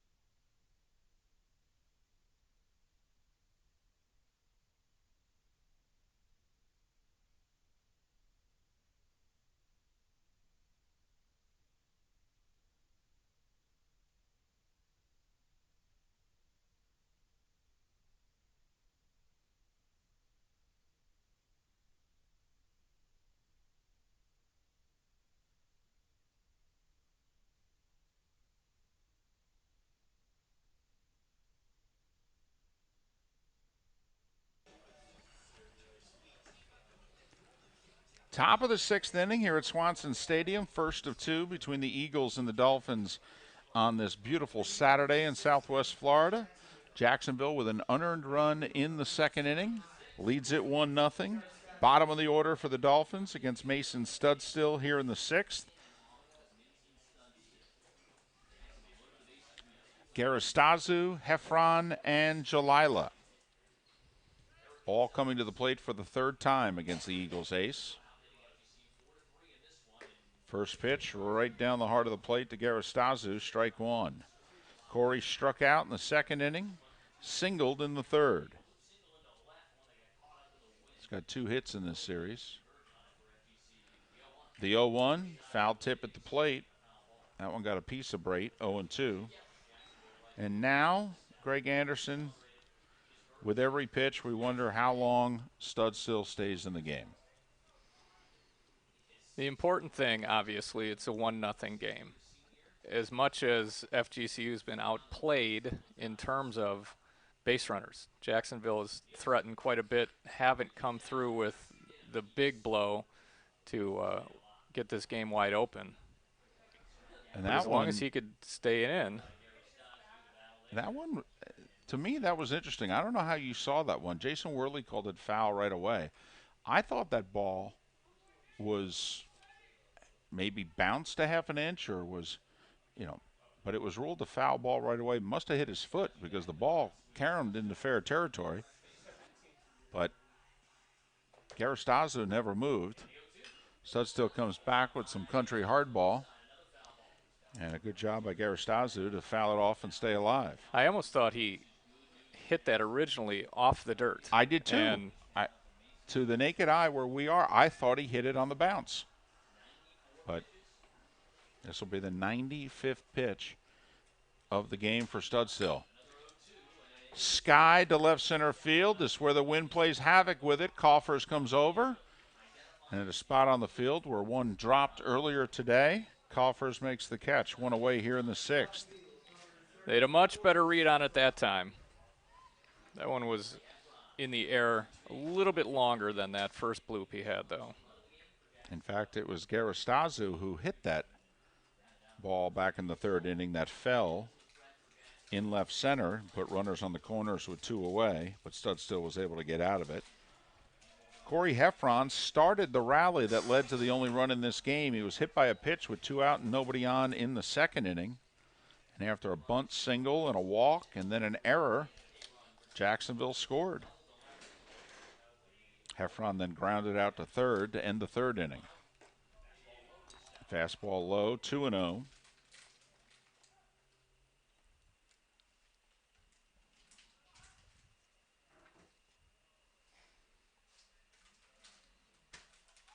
1-0 here in the top of the 6th, and that one ripped down the left field line. Fair ball.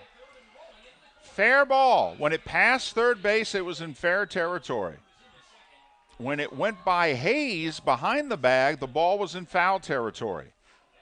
But third base umpire Marcel Santos calling it fair after he avoided getting hit by the ball. And Greg, I don't know about your vantage point, but I thought that was the right call. Yeah, I do too. He didn't hesitate whatsoever.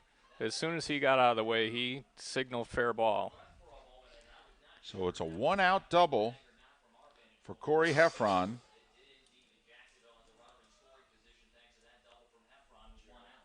And here comes Dave Tillett. And with Studstill at 98 pitches, you wonder how much longer the only head coach FGCU has ever had will stay with his ace.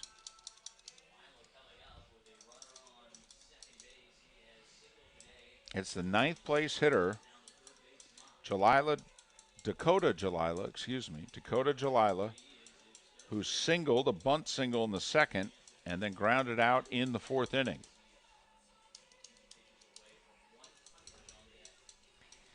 Well, he doesn't seem like he's making a switch. No, this looks like a strategy talk. Home plate umpire Jason Worley takes the long walk out, and by the time he gets there, the meeting breaks up.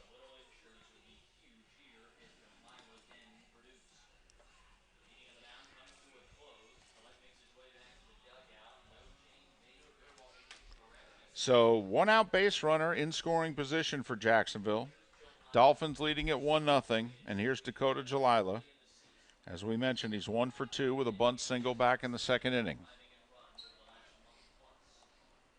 Jalila hitting .300 with a homer and 19 RBIs. Heffron leading off 2nd. Studstill misses high, ball 1. His next offering will be number 100 today. Even though there's already 1 out in a 1-0 game, do you sacrifice him over to third? I do not. Would you? The 1-0. Fastball, and Jalila took a big rip. No, I wouldn't. Straight back. I would do my best as a hitter to make sure I get him over to third base. Well, Dave Tillett did have a long talk with third baseman Jay Hayes as he was walking off the mound to say, remember, this guy bunted your way back in the 2nd. Be careful. Studstill with the half turn. Now the 1-1. In the dirt, Brait blocks it.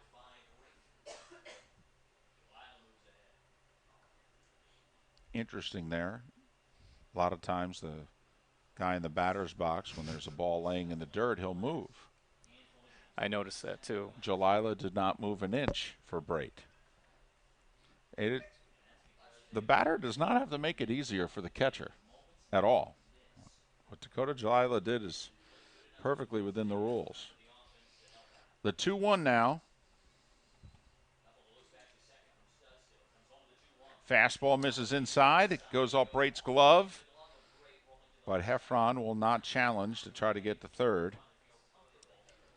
And Studstill falls behind Dakota Jalila 3-1. And there's a part of me, Greg, that thinks that.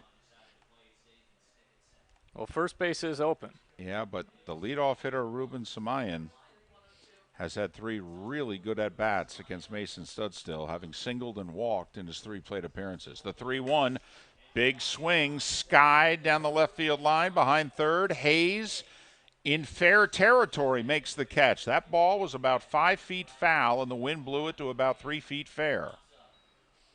Jalila was not happy coming out of the box. 3-1 count.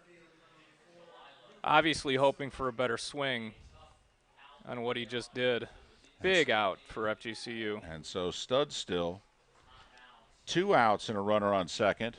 And will he be allowed to face Ruben Samayan? And it looks as if he is. Samayan singled and was stranded in the first, walked as part of the rally in the second inning to load the bases, and then flied out to left field his last time up. Corey Heffron with the leadoff second, and that one hit him. That is the second batter that Studstill has hit today. He nearly hit a third. He had only hit 2 batters all year before today. Well, David, how about this as a big break? That ball was nearly behind Samaya. If Samaya doesn't get hit by that ball, that runner's over at third base. Easily. So first and second, 2 outs, and here's second baseman Scott DeBrule, who walked, reached on an error, and lined out to center field in his 3 plate appearances. Studstill misses outside, ball 1.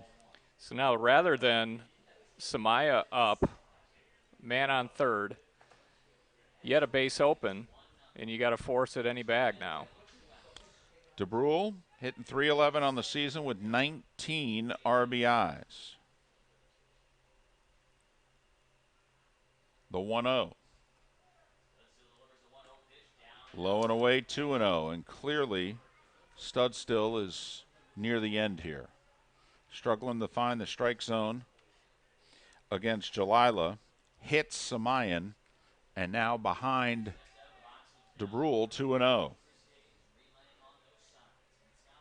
And it's difficult to imagine, even though he has struck out Angel Camacho twice, that he'd face the Dolphins' best hitter for a 4th time. The 2-0. Fastball misses away, 3-0. That's pitch 107, David. And he had 68 pitches after the 3rd inning. I think we were both going to be surprised if he made it this far. So we're in the top of the 6th. Got 2 outs. If he could somehow get out of this inning, it would be a major victory. 3-0 and a strike. That was a bit of a quick pitch there by Studstill. 3-1.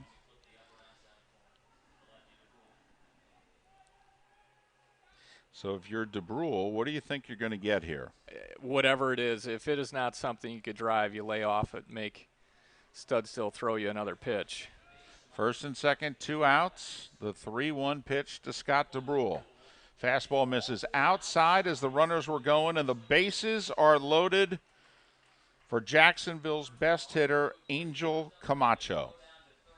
And a big decision for Dave Tillett. What's the pitch count? 108. Camacho has struck out twice and hit a line shot to Ganella in right field. Camacho leads the team in hitting at .366. He leads the team in homers with 9. He leads the team at RBIs with 29. And Dave Tillett waited as long as possible, but he is saying to his ace, Mason Studstill, your afternoon is over. We'll see who Toe brings in to try to get out of this bases-loaded jam in the top of the 6th inning. Jacksonville with a 1-0 lead here at Swanson Stadium. We'll be back after this.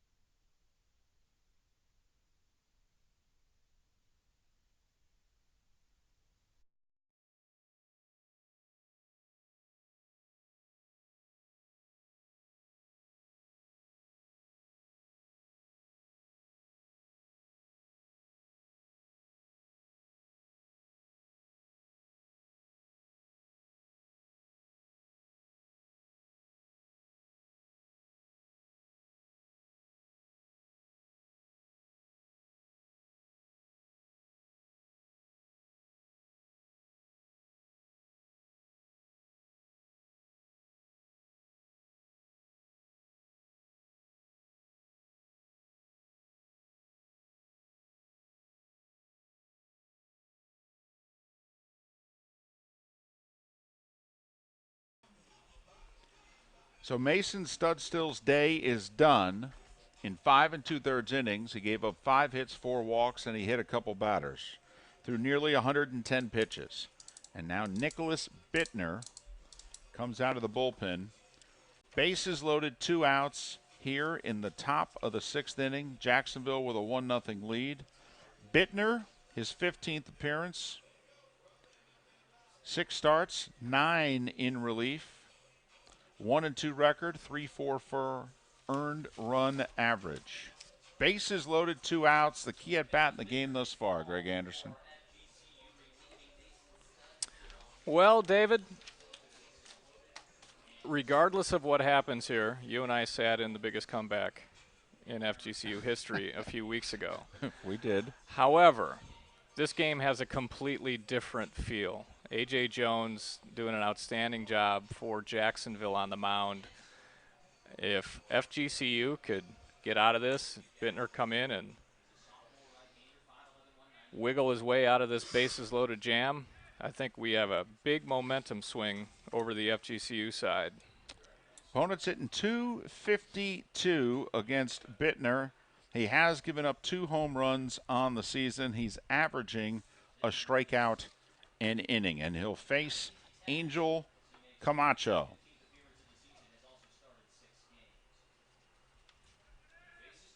Camacho 0 for 3 with 2 strikeouts. Off-speed pitch at the knees for a strike. And Camacho, who's had a few pitches so far today that he has not been happy with home plate umpire Jason Worley about, and that was a borderline pitch that goes FGCU's way, 0-1.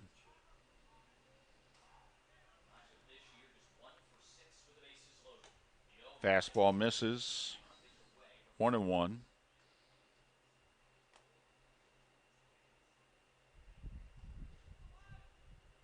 Camacho just 1 hit so far in this series. 1 for 6 with the bases loaded this year is Angel Camacho. The 1-1. Curveball lined. Gonzalez has got it. Goes to second for the force. And FGCU wiggles out of it. No runs, a hit, a walk, a hit batsman, and 3 left on base. Jacksonville has threatened, and that's the 2nd time today, Greg Anderson, they have left the bases loaded. Bottom of the 6th inning, 1-0 JU.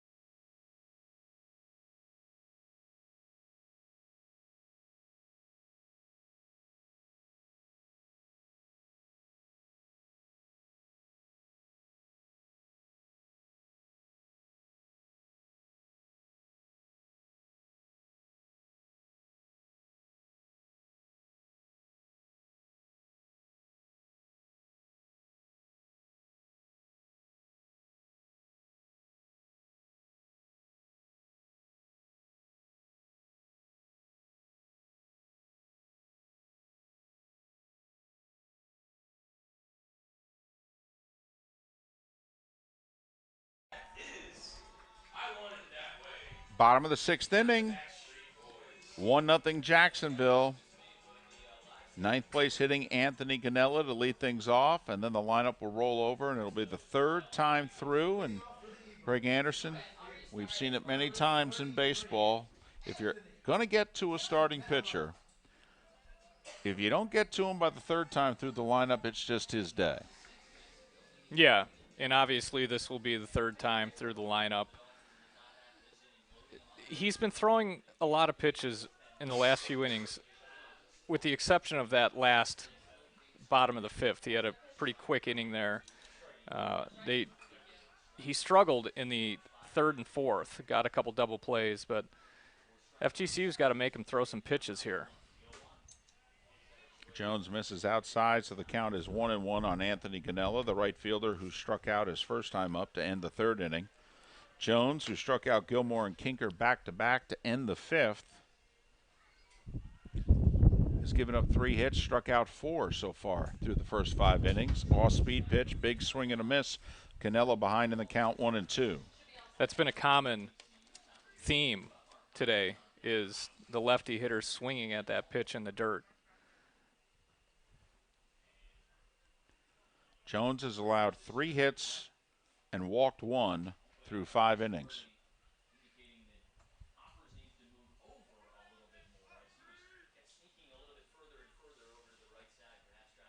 The 1-2 from Jones. Misses outside, 2-2. After Ganella, it'll be Coffers and Brait, the top of the order for FGCU.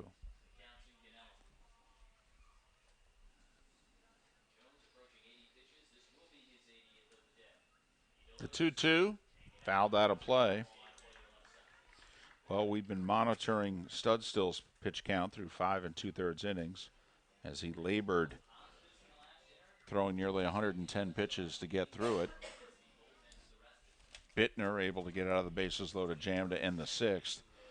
It's now the 81st pitch for Jones, and good job of hitting there by Ganella, laying off a really good slider.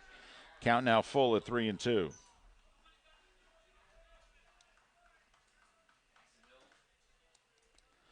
But with the pitch count this low, you would think Jones can handle this inning and maybe even the 7th as well.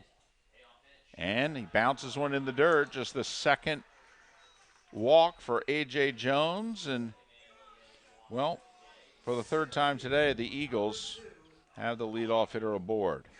Last time he walked Garcia to lead off the top of the 2nd and quickly got a double play, a 5-4-3. That Camacho got a little bit lucky on the play. And when he gave up a leadoff hitter to Gilmore in the 3rd inning, he then got Kinker to hit into a 4-6-3 double play. So the Eagles, we'll see if the 3rd time is the charm. Here's Mark Coffers, the center fielder's 0 for 2. He struck out to open the game and then lined out to Samayan in center, and he bunts, and it's a good bunt. It's by the pitcher. Perfect. Second baseman Dubreel's got no play, and the Eagles have the first 2 aboard here in the 6th. That's a perfectly placed bunt. That is textbook. You got it past the pitcher where Jones could not field it. It was one of those, he's going to sacrifice him over regardless, but he was able to push that far enough where they had no chance. DeBrule did a good job of getting to the ball, but no chance whatsoever. Well, interesting decision here for Dave Tillett. It's a 1-0 game. Do you play small ball and try to sacrifice the runners over? But you've got your 2 best hitters coming up here. Brait at the plate's over 350. Jay Hayes in the on-deck circle's hitting 350. 1st and 2nd, nobody out. Bottom of the 6th for the Eagles. Jacksonville leading 1-0. Brait's 0 for 2, and he's showing bunt, and he takes it at the knees on the outside corner, strike 1. Brait grounded out to short and to 1st so far in this game.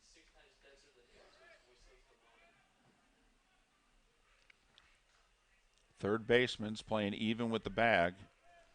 He's got to stay there, obviously. First baseman, Casala, was charging in hard. Brait's got 0 sacks on the year. The 0-1. He's not bunting, and he rips one to right center field. Way back at the track, at the wall, and it's caught by Samayan in front of the Chris Sale, number 41, in right center. And a tremendous base running by the Eagles as both Ganella and Coffers tag up. That's knowing your home ballpark. That's knowing that ball's going to be caught.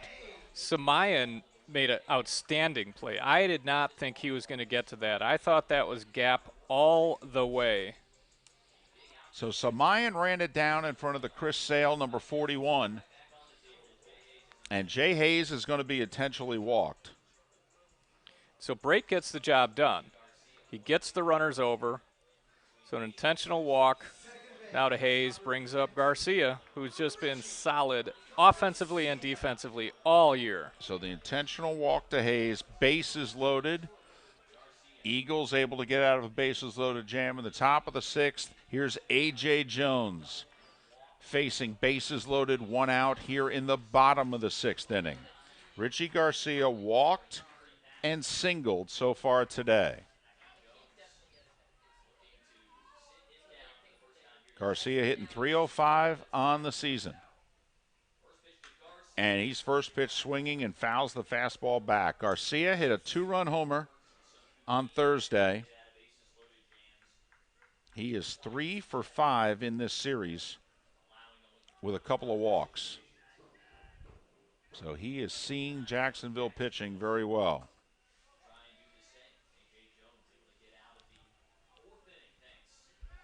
Ganella on third, Coffers on second, Hayes on first. The 0-1. Low and away, 1-1. Jones has gotten 2 double plays. Very few balls have been hit in the air.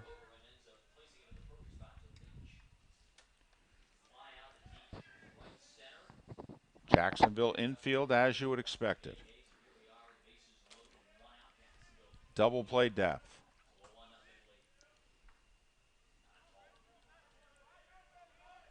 Camacho is even with third, but not protecting the line. Casala at first is about 5 steps behind the base runner, Hayes. The 1-1. Garcia could not check his swing, and he's behind now 1-2. And Southern calls timeout because, well, I don't even think he wants to show signs to A.J. Jones on this pitch. I think he just wants to tell him, here's how we're going to do it. And if I show you any signs, it's a decoy to throw Coffers, who might be peering in at second off. Garcia, who has struck out 25 times this year, certainly wanting to avoid that here. And David, there is a lot of room on the left side of the infield. Well, Camacho not protecting the line. The shortstop, Jalila, trying to keep the base runner close at second. So there's a big hole on the left side of the infield. The 1-2 from Jones to Garcia. And Garcia goes down and away and fights it off. That was a good pitch.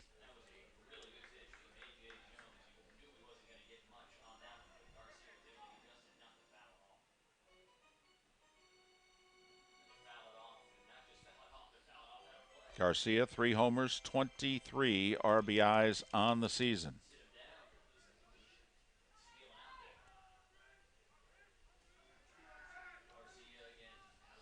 Pace slowing down as it often does when there are runners on base. A.J. Jones against Richie Garcia, the cleanup hitter. The 1-2. Fastball high, 2-2. Good pitch, though. I like that pitch selection. See if he'll chase the high fastball. I could never lay off that high fastball. Nope. That's why you and I are sitting here. Well, there's lots of reasons why we're sitting here, but that's a whole other story. That is plate discipline right there by Garcia. Well, this is where Jones and Southern, whatever the out pitch is, they want it here on 2-2. They do not want to go 3-2 to Garcia.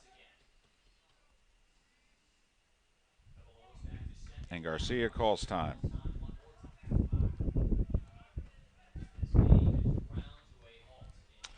The wind really kicking up right now. First time today I've noticed that some dirt being blown around on the infield. The flag straight out in right center field. Wind blowing as hard as it has all game. The 2-2. And Garcia skies it behind second base. DeBrule's got a play. Now the right fielder, Garistazu, catches it. And Ganella stays at third, and the bases remain loaded with 2 away. So Garcia unable to get a run in. Keith Stevens, the left fielder, who's 0 for 2, will come to the plate. He hit into a 5-4-3 double play, although it was a shot to third that Camacho snared and started the around-the-horn twin killing. And then he grounded out to short to end the 4th inning. So A.J. Jones going for walk behind the mound to collect his thoughts. Stevens now with a long talk with third base coach Brandon Romans. Stevens hitting .298 on the season with a homer and 13 RBIs. A single and the Eagles take the lead. Or can Jones get out of this bases loaded situation and return the favor to what FGCU did in the top of the 6th. Line down the right field line, past the first baseman Casala. 2 runs will score easily. Rounding third and heading for home, it's a bases clearing triple for Keith Stevens, and FGCU leads it 3-1. He let up. He stopped at second base. All we saw was blue, blue, blue rounding the bases. I thought Stevens had a triple myself. So Stevens with a double. And David, right before that, I was just going to say that there's more room again on the left side. He's hit to shortstop, third base as previous to at-bats. Boom, lines one right down the first base line. Casala against the right-hand hitter was not protecting the line, which is not unusual. But Stevens' first pitch swinging a fastball on the outer part of the plate, and it was just fair down the right field line, past a diving John Casala. And A.J. Jones, who was tremendous through 5 innings. But, them bases on balls. The leadoff walk, third time the Eagles had gotten the leadoff hitter aboard, and this time it made them pay. The bunt single by Coffers to put runners on first and second, and the base running. Brate hits one to the wall in right center, and it's not just Ganella who tagged up and went from second to third. It was Coffers who also tagged up and went from first to second. Put all the pressure on Jacksonville, and A.J. Jones gives up the bases clearing double to Stevens. Yeah, and Casala made an outstanding effort at that. Just missed it by a couple inches. Like you said, after that sac fly by Brate, intentional walk to Hayes to load the bases, and just a matter of inches. Fair by inches in the inches, game right now. Past Casala by inches. FGCU with a 3-1 lead, and they're not done yet here in the 6th. Here's shortstop Eric Gonzalez. Fastball up and in, ball 1. Gonzalez grounded out to third in both of his earlier at-bats. So the Eagles, who had been shut out and held to 3 hits through 5 innings, come up with a big hit here in the 6th. Changeup fouled straight back, 1-1.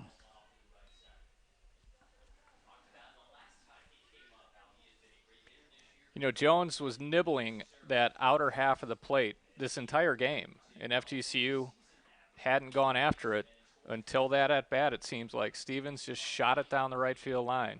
It's almost as if he knew he was just going to do that. Remember, as the 1-1 is fouled back 1-2, remember Stevens had a long talk with third base coach Brandon Romans before seeing that pitch. And FGCU had been trying to pull all of those sinking fastballs from Jones. And Stevens, the first one today to go with the pitch on the outside corner for FGCU. And it pays big dividends. The 1-2, all-speed pitch, 2-2.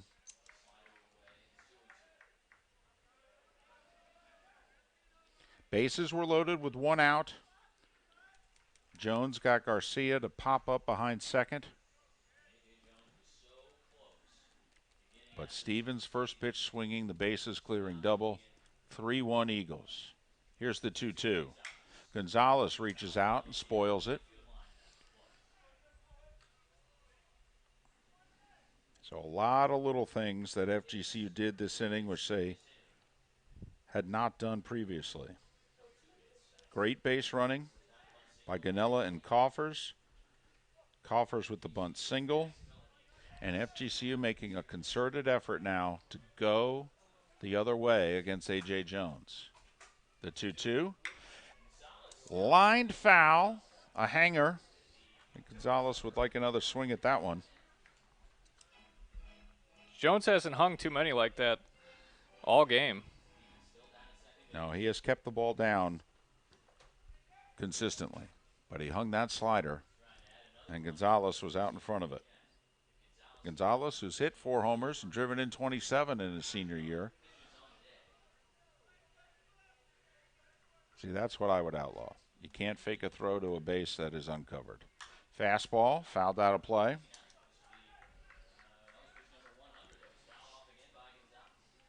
That was a little bit of a quick pitch as well. But Gonzalez was able to foul it off. The senior who has stepped in after Christian Prophet, who had such a tremendous freshman year, struggled at the start of this his sophomore year. That one grounded left side. Jalila makes the play in the hole, throw, and he's ruled safe. I thought he was out. It was a bang-bang play. And it's an infield single for Gonzalez, and the Eagles have runners on the corners, and Jones, who is halfway to the dugout, has got to turn around and go back to the mound. Luke Hamilton, the first base umpire, said safe. No argument from Jacksonville. Runners on the corners. The rally continues, 2 away, and here's first baseman Cole Gilmore. That's a tough play to argue either way, safe or out. It was so close. Infield single, second one of the inning for FGCU. 3-1 Eagles, runners on the corners, 2 away for Cole Gilmore, who singled his first time up and struck out back in the 5th. Casala will hold Gonzalez on first, so a big hole through the right side for Gilmore to hit through. And head coach Chris Hayes thought about it, waited as long as he could, and he decided that A.J. Jones' day is done.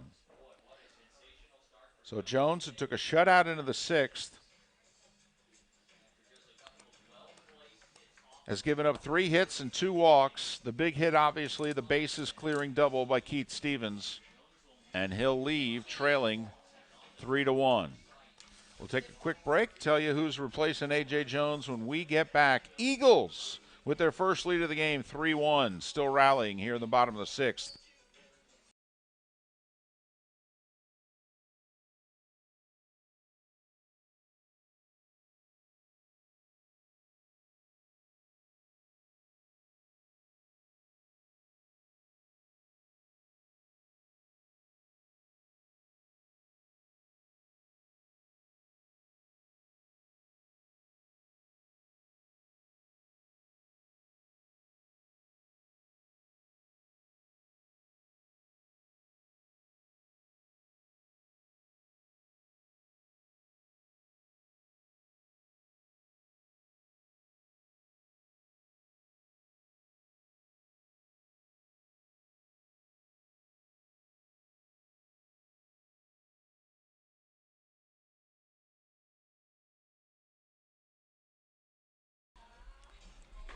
Bottom of the 6th inning, the new pitcher for Jacksonville, righty Trent Palmer.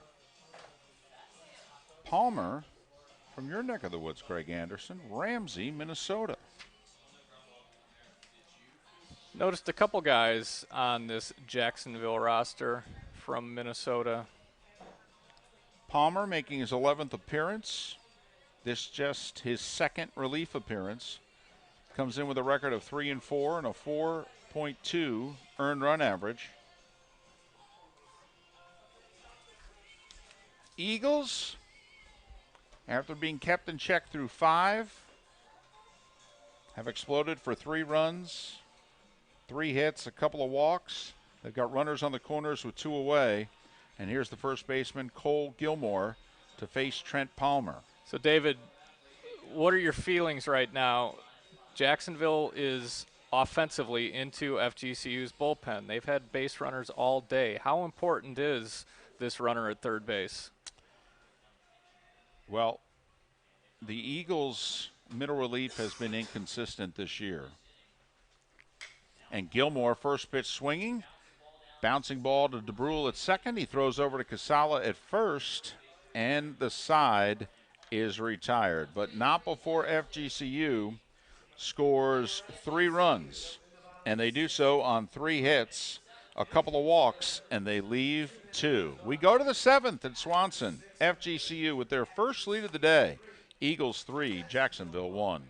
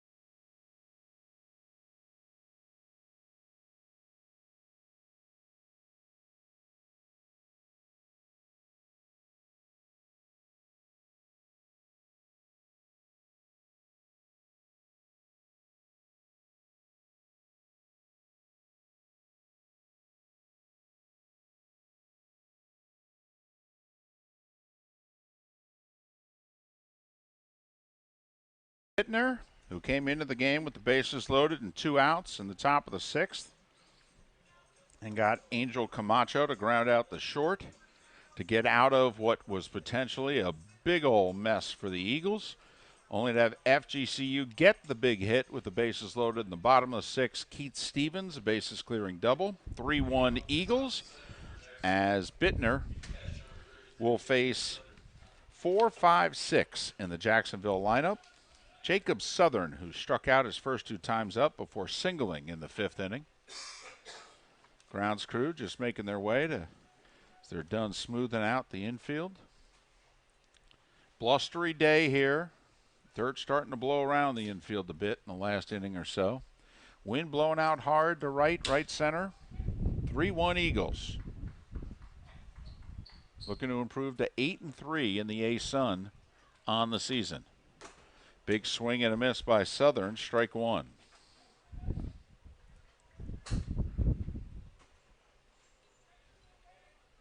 One good thing about the rain out yesterday, Greg Anderson, those relievers who, by this point of the season, have been working pretty hard, fouled straight back. Southern in an 0-2 hole.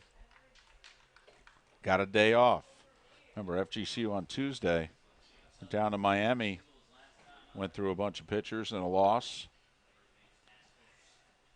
Only used 3 pitchers in a 12-1 win on Thursday. So some of their better bullpen arms, Greg, have not pitched really this week. Swing and a miss as Bittner strikes out Jacob Southern for his first K. One away here in the 7th. So, David, any managing differences based on what you just said? Throw in a day off tomorrow, Easter Sunday, no ball game. And here's the other thing to start thinking about. Since that at large is pretty much out the window, how many of these contests, these weekend series in conference, are you focusing on a sweep? And do you manage today's game knowing that you've got a 7-inning coming right after this? That, I think, is the key part of the whole equation, because, heck, your starter may just get the job done in the nightcap. So the 1-0 slice down the right field line near the corner, and it's foul.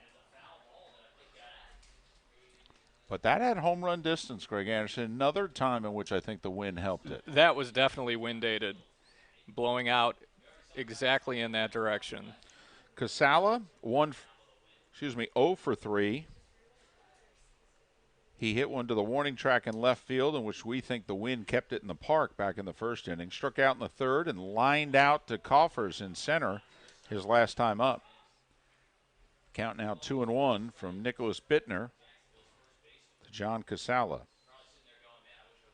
Casala looking for his first hit in the series. He's 0 for 5 with a couple walks. The 2-1 fouls it straight back. Casala came up with 2 on, 2 out in the first inning, and he took a Mason Studstill fastball and hit it to the track in left field, and when it left his bat, I thought it was out of here. The wind blowing hard from left to right, and he rips that one foul down the left field line. That's that high fastball with 2 strikes that is so difficult to lay off. It's right in your eye line. Just instinctually you see it. It's over the plate. You want to give it a hack.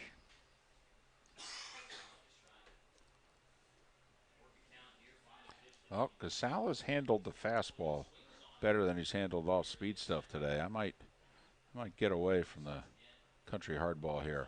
2-2, he went back to it, grounded hard, back to Bittner, who fields it on a hop, and Casala's taken care of. 2 away here in the top of the 7th. And up comes the DH, Duncan Hunter. So, David, how important is the seeding going into the A-Sun? Do all the teams make the tournament? Only 6 make it out of the 9. And top 2 seeds get a 1 get a plays bye? 6, 2 plays 5, 3 plays 4, and they do it from there. Seeding is very important because obviously normally the better teams have the better ace. And right now, Liberty is the 1 and FGCU with a win in this first game of the doubleheader, would move just a half a game behind the Flames. Tied in the loss column, both Liberty and FGCU have 3 conference losses. FGCU lost 2 out of their first 3 in conference play. On the road at North Florida, Bittner pounds the fastball, misses inside, 1-1 to Duncan Hunter. So if you think about it, FGCU is 6-1 in their last 7 in the ASUN, and with a 3-1 lead here in the 7th today.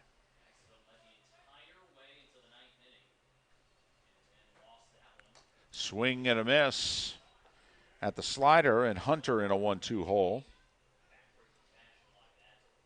He also is looking for his first hit of the series. Had 2 at-bats coming into the game as a pinch hitter yesterday. Went 0 for 1 with a walk. He's 0 for 2 with a walk today. And that one he lines, and there's that hit we were talking about. Bit of a hanger, and Hunter all over it. And he's a 2-out single, and the tying run comes to the plate, Greg, in the form of Corey Garistazu. Garistazu's 1 for 3 with a single back in the 3rd inning. Garistazu, the last 2 at-bats have popped up to center field area, and I say area because his second at-bat was the bloop that landed in between 3 guys. Coffers was able to run down his last at-bat. Bittner took a little something off it, found the outside corner, 0-1. Garistazu struck out against Studstill in the 2nd, singled against him in the 3rd. Flied out to shallow center against Coffers, 2 Coffers, leading off the 6th inning. All 3 at-bats against Mason Studstill. Curveball on the outside corner. So Bittner is taking a little something off his first 2 pitches to Garistazu and is ahead of the count, 0-2. Hunter with the lead off first. He has stolen 7 bases on the season. He's not going. The fastball outside, 1-2. Garistazu with just 1 homer, but he does have 23 RBIs, which coming into this game was 2nd on the team. The senior hitting only 205, so when he gets a hit, it's been productive.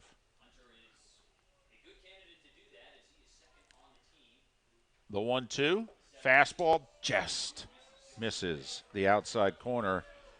And that's a good piece of umpiring there, Greg, because you know it's hard. That catcher sets up on the outside corner. You hit the glove. It's very easy to instinctively just ring it up. Yeah, and I think there's some umpires out there that like the spotlight a little bit. Quick throw over to first, and Hunter gets back. They'll get that by ringing somebody up for the 3rd out of the inning. Nicholas Bittner, who stands to be the winner right now, left the bases loaded in the top of the 6th. 2 outs here in the top of the 7th. The 2-2 fouled. We'll do it again. Bittner clearly staying outside to Garistazu. With the win, though, Greg, and left-hand hitter, if Bittner makes a mistake over the plate, this game could be tied quickly.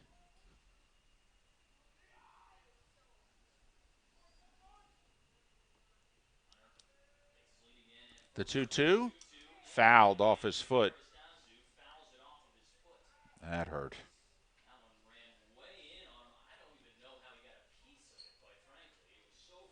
Don't know if Bittner was trying to come inside there, but that was what we were just alluding to, Greg.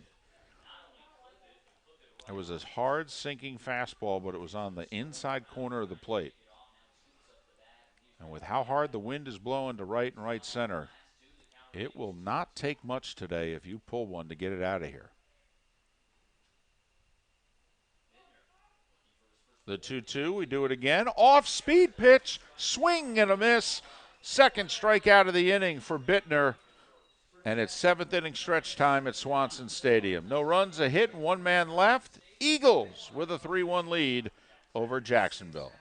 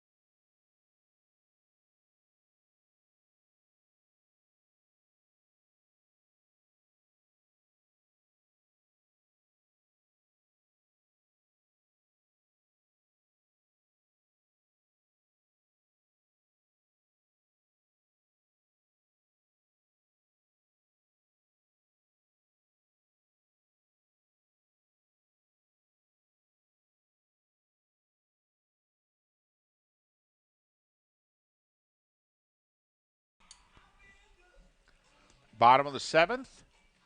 First of 2 between FGCU and Jacksonville. This one will go 9 innings. The second half will be a 7th inning affair. Jacksonville with a run in the second, took a 1-0 lead in the 6th. The Eagles got a big 2-out bases clearing double from Keith Stevens to take a 3-1 lead, and that's where we are here in the bottom of the 7th inning. 8-9-1 for FGCU in the batting order. DH Joe Kinker, who's 0 for 2, steps in against Trent Palmer, who had to finish off the 6th inning for the Dolphins, and Palmer misses with a fastball inside 1-0. Yeah, Palmer came in and threw one pitch to Gilmore and got out of it. But the damage had been done, and Jacksonville had been threatening to break this game open for an hour and a half, and terrific slider on the outside corner from Palmer, 1-1.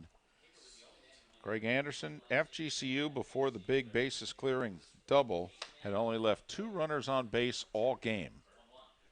Fastball on the corner. Joe Kinker's just got to shake his head and go, if he keeps showing pitches like that, I'm in trouble. 1-2. Meanwhile, Jacksonville has left 11 runners on base. The 1-2, Kinker fouls it off.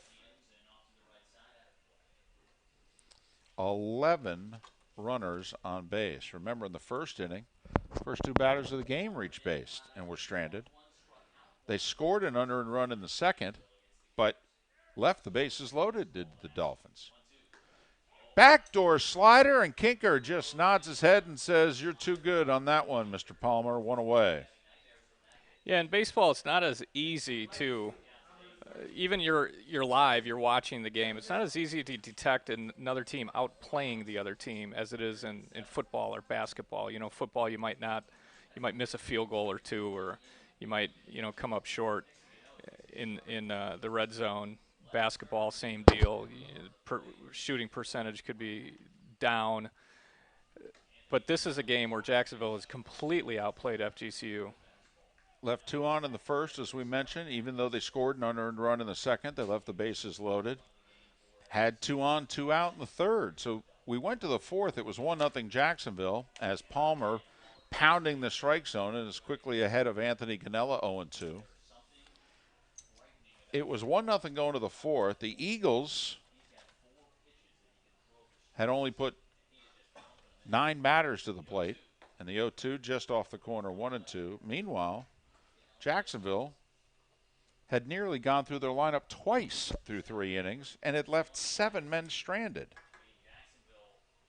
Left the runner on base in the 5th inning. Left the bases loaded in the 6th without scoring. Off-speed pitch misses, count 2-2. So Jacksonville unable to come up with the big hit, and the Eagles really only they had 2 opportunities. Had second and third and 2 out in the 4th, and then had the bases loaded with 1 out in the 6th.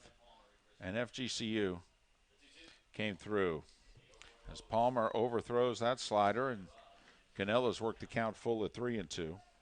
Anthony's 0 for 1, but he walked leading off the 6th inning, and that started the 3-run rally.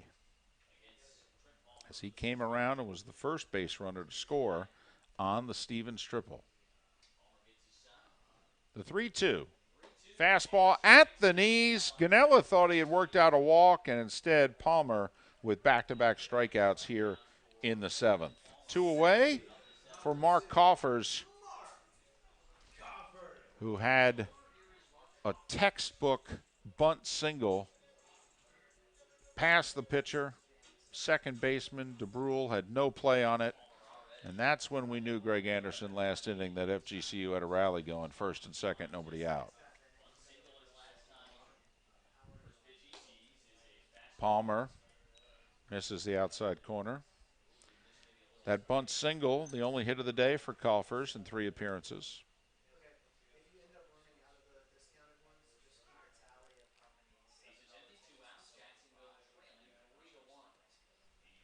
The 1-0, low 2-0. Palmer has pretty good numbers on the year. His ERA is a little bit up at 4.2, but this is his 11th appearance, 9 of them starts. He has a complete game shutout. He's got good stuff, you could tell. The 2-0.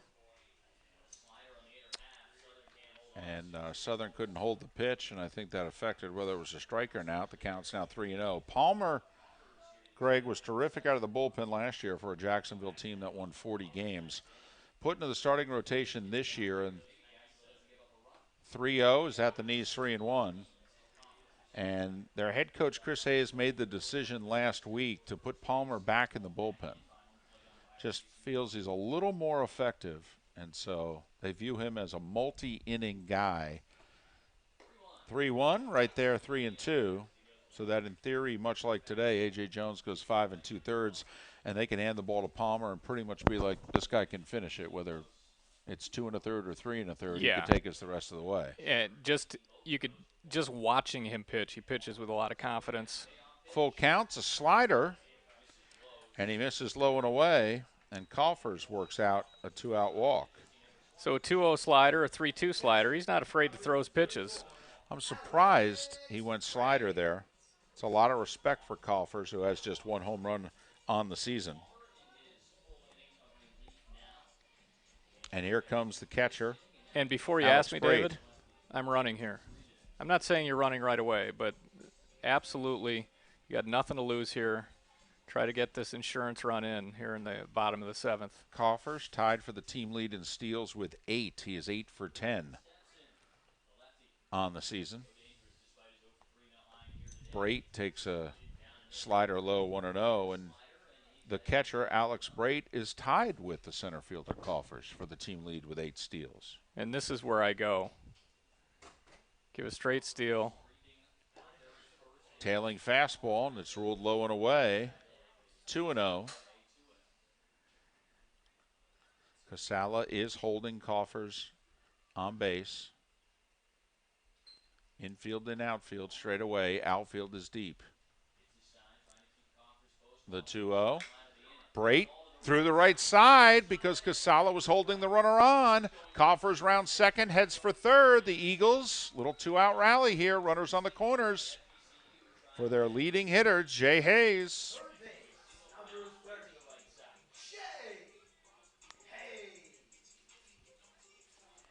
So I really thought they'd get Coffers moving here to give Brate an opportunity to knock him in from second base, but he got the job done regardless.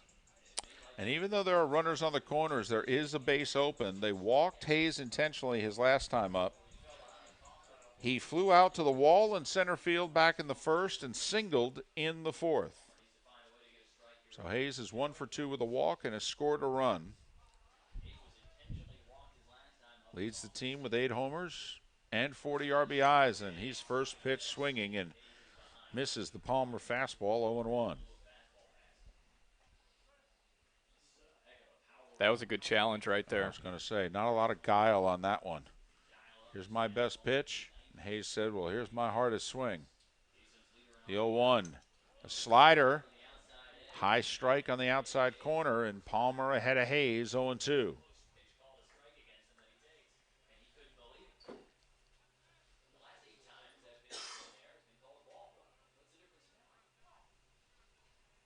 So Hayes has to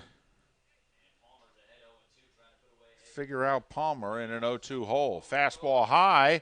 Brate steals second without a throw, as Southern did not want to risk the double steal if he threw down, and having Coffers on the back end maybe scoring. Now, do you give Brate a stolen base there, or do you rule that indifference on their behalf if you're the official scorer? I give him a stolen base. Oh, of course, it's at home. You always give them. You're on the road, maybe not, but at home, of course you give them a stolen base. So second and third, 2 out. Palmer misses. Hayes has worked it to 2-2. Well, now the big change is first base is open with FGCU's best hitter. Do you pitch him a little bit differently? Well, you noted last at bat that the slider was his out pitch. The 2-2, fastball, grounded foul at the plate. Good sinking fastball there by Palmer.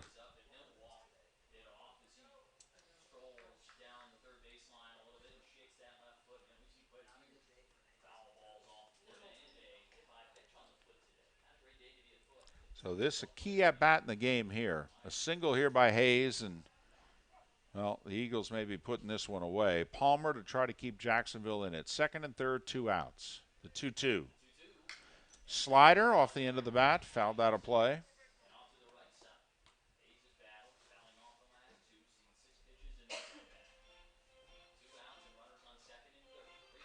Well, after getting behind 0-2, Hayes has certainly made Palmer work.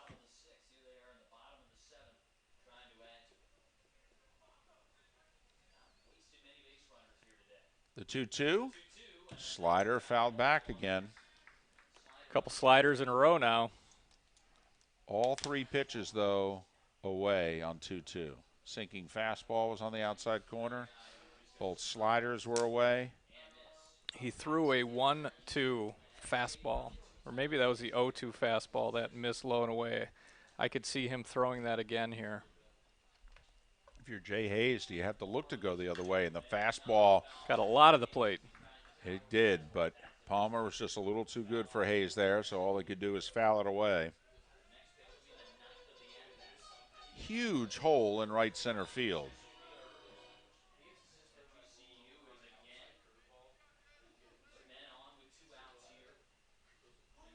Trent Palmer, Jay Hayes going at it. 8th pitch of the at-bat.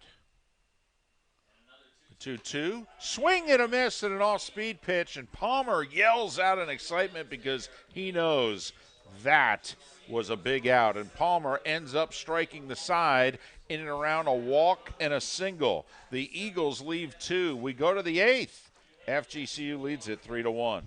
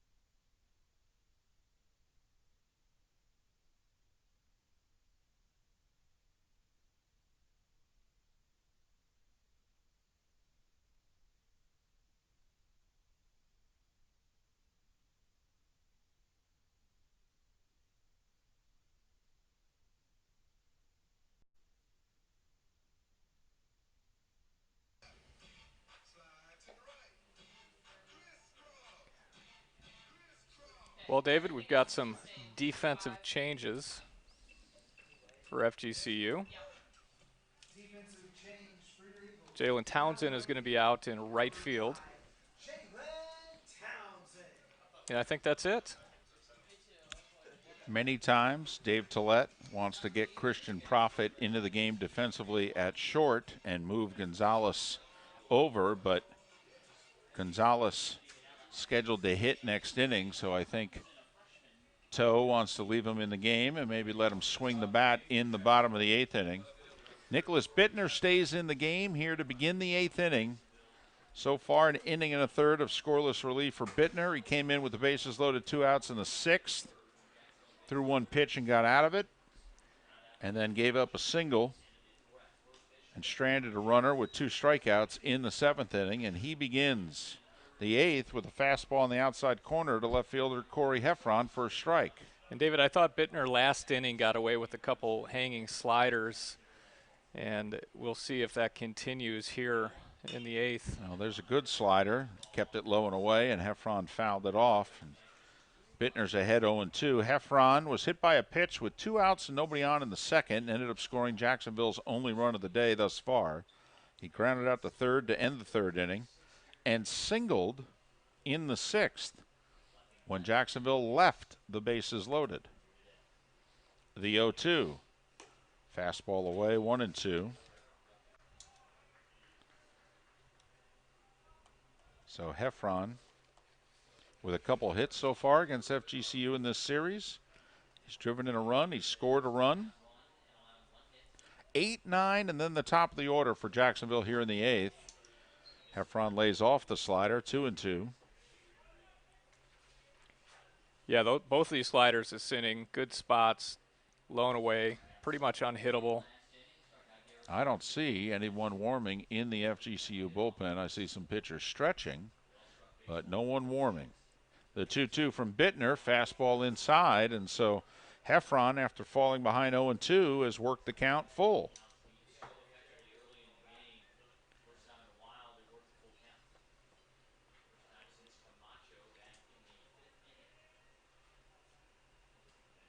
Remember, any base runner brings a tying run to the plate. Bittner challenged him with a fastball, and Heffron fouled it out of play. You surprised we've yet to see a home run today? I am. With as hard as the wind's blowing walking in, I figured somebody hit a can of corn even that the wind would take out of here. 2 righties on the hill. I figured some lefty would put one up in the air. 3-2 pitch, swing and a miss, and it gets by Brait, and Heffron's going to reach. So it ends up being the 3rd strikeout thus far for Bittner. But Heffron reaches, and we'll see whether or not they call it a wild pitch or a pass ball. That was definitely low and away. It was a ball that was swung at, but it did hit his mitt. It wasn't in the dirt, and it went off Brait's glove. Many times they then put the onus on the catcher, and we'll see what they call that. But anyway, it's a leadoff base runner for Jacksonville. The tying run comes to the plate in the form of shortstop Dakota Jalila. And Jalila's 1 for 3 with a single in the 2nd inning. He's bunting, he pops it up, and Bittner catches it. And I think Jalila was trying to do what Coffers did back in the 6th when the Eagles had a leadoff base runner and Coffers had the bunt for the base hit, and that got the rally going. But he popped it up, and it was an easy play for Bittner, 1 away. Jalila would like that one back, to say the least. I mean, he squared early as if it was a sacrifice, but when you're down 2, you need base runners. So 1 away, runner on first, and here's the leadoff hitting center fielder, Ruben Samayan. Takes a fastball away, ball 1. Samayan has been on base 3 of his 4 plate appearances. He singled to lead off the game. He walked in the 2nd. And after flying out to left field in the 4th, was hit by a pitch. But all 4 of those at-bats against Mason Studstill. First time he's facing Bittner here in the game. And now the Eagles have some action in their bullpen. The 1-0. On the corner, 1-1. Samayan, the tying run, is yet to homer this year.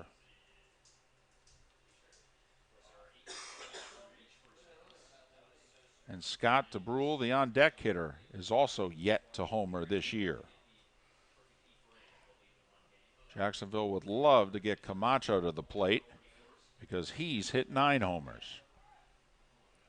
And the 2 that have not hit home runs, both lefties. This wind is blowing left to right, as David has mentioned many times, that if a ball in the air, right field, is trouble. Going to be a threat. The 1-1, outside corner, just below the belt. Ruben Samayan's in a 1-2 hole.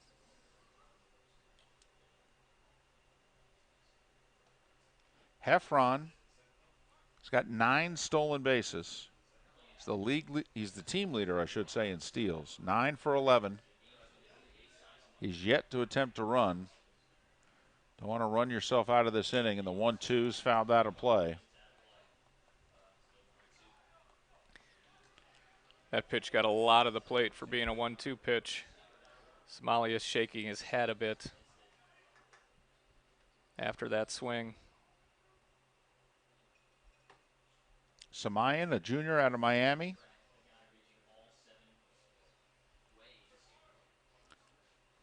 Standing just 5 feet 9 inches tall. Bittner, and that one grounded left side. This is trouble. Gonzalez fields it, double clutches, throws, and he's out.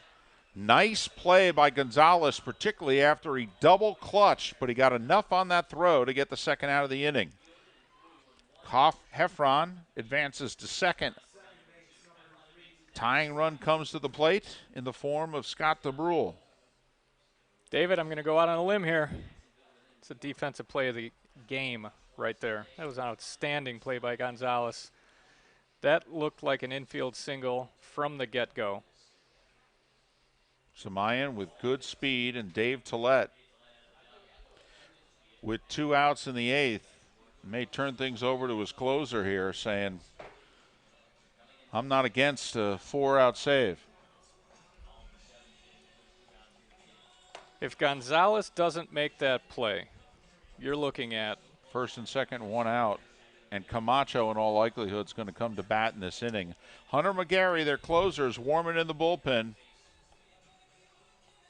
Hard throwing righty, the junior out of Bradenton. And I think Toe's just stalling for time. He's looking over, and yep, here comes McGarry. The gate opens, and the big fella's coming in. With the tying run at the plate, here in the top of the 8th inning. Take a short break. FGCU leading Jacksonville 3-1.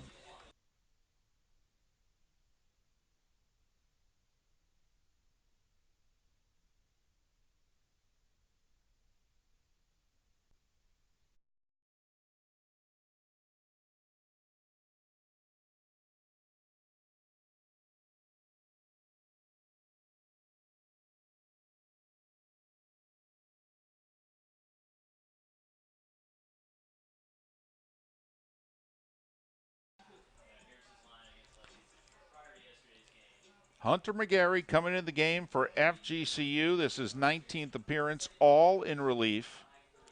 He's got a 3-1 record with 6 saves and a 2.89 earned run average. 23 strikeouts and 28 innings pitched, which shows right then and there, Greg Anderson, that Dave Tillett not afraid to bring the big fella in to pitch more than an inning. Because you do the math, 18 appearances, 28 innings. He's averaging over an inning and a half an appearance. So here, 4 outs needed. But first things first here in the 8th, get the final out of the inning.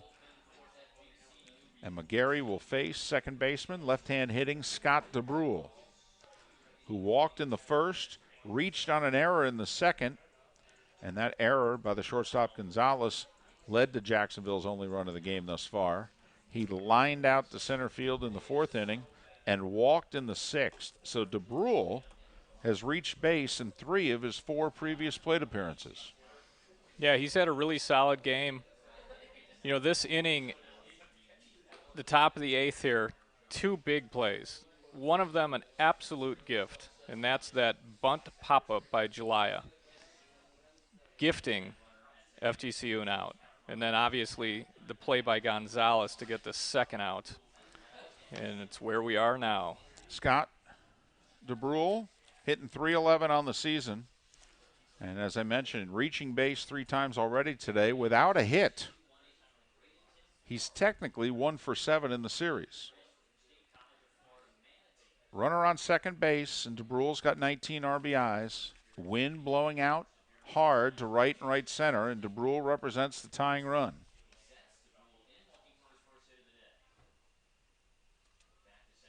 McGarry's first pitch is a slider that misses the outside corner.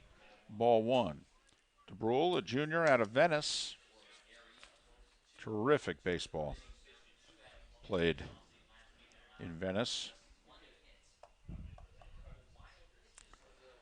And how big is this at bat? Greg Anderson with Angel Camacho. He of the 9 homers and 29 RBIs in the on-deck circle. Fouled off at the plate, 1-1. And David, not to understate this at-bat, but for Jacksonville, they've had huge at-bats all game. And they just haven't come through with the big hit. 1 run, and they have left so far 11 on base, and they've got a base runner on second with 2 outs here in the 8th.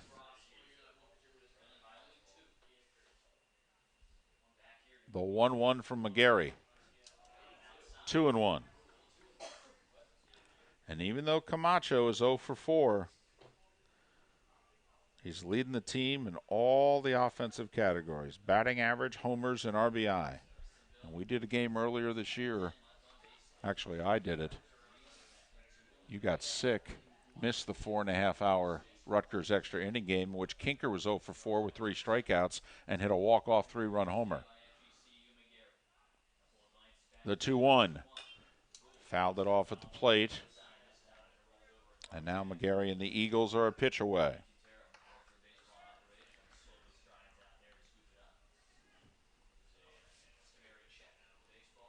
As badly as I felt that night, I didn't feel that bad the next day, knowing that you were here till, what, about 2 in the 4 morning? hours and 40 minutes. Well, if we reached 5 hours, I had told everybody we were actually looking up trying to order pizza as we went to extra innings. The 2-2. Swing and a miss. Ball gets away from Brait. DeBrule half-heartedly runs down to first, and McGarry gets the strikeout to leave Samayan stranded at second, and the side is retired. No runs, and the Eagles strand one. We go to the bottom of the 8th. Jacksonville has left 12 men on base. That's a big reason why the Eagles lead it 3-1.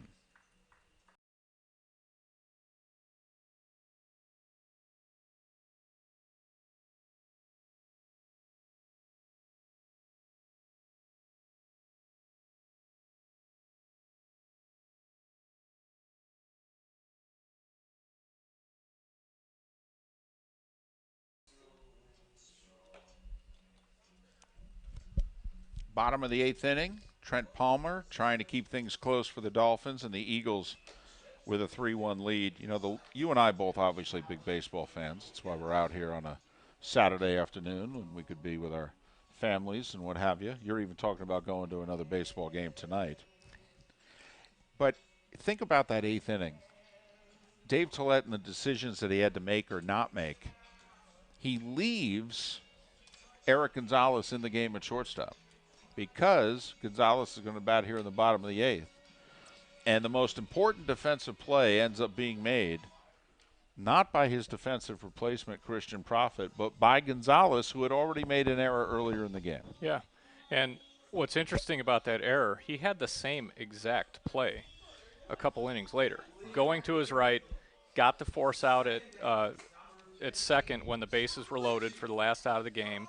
Then he comes back with this one, and not to say that Prophet would not have been able to make that play, but just big at the moment.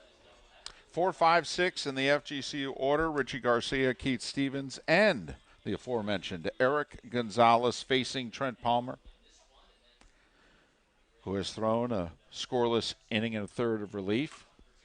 And Garcia swings and miss at a belt-high fastball.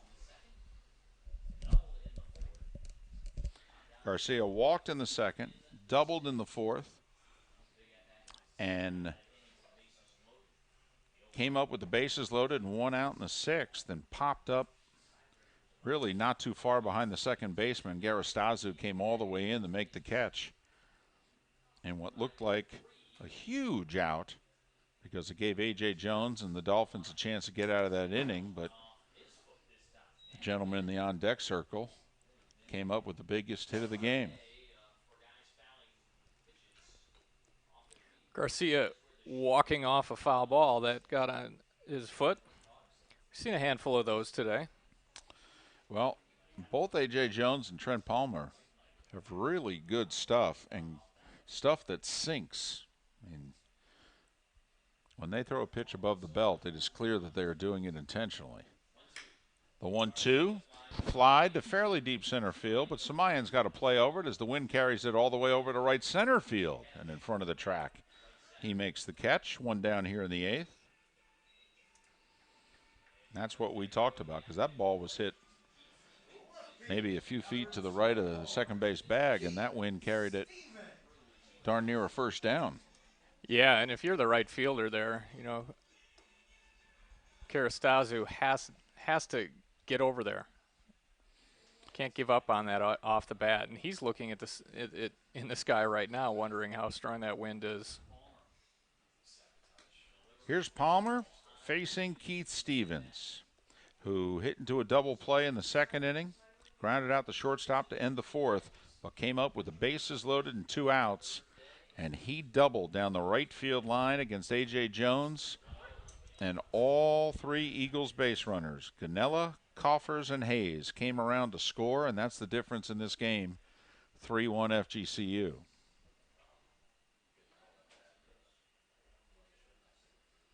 The 1-1. Fouled at the plate, and that got a big piece of the catcher, Jacob Southern, and he's limping, and that one hit him in the mask. So that got him in a couple different places. Head coach comes out. So off the mask, onto the right inner thigh. How about that Hugh Darvish pitch the other night? I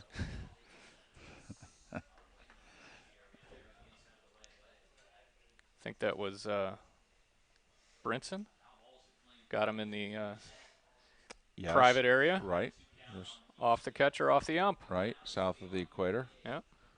The 1-2. Swing and a miss. And Palmer, who has faced 7 Eagles and has struck out 4 of them.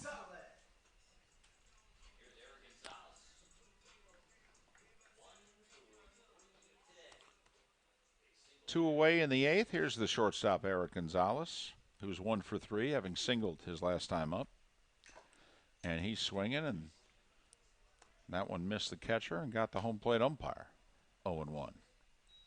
Well, the catchers and the hitters have been hit all day. Might as well let Jason Worley get a part of the act.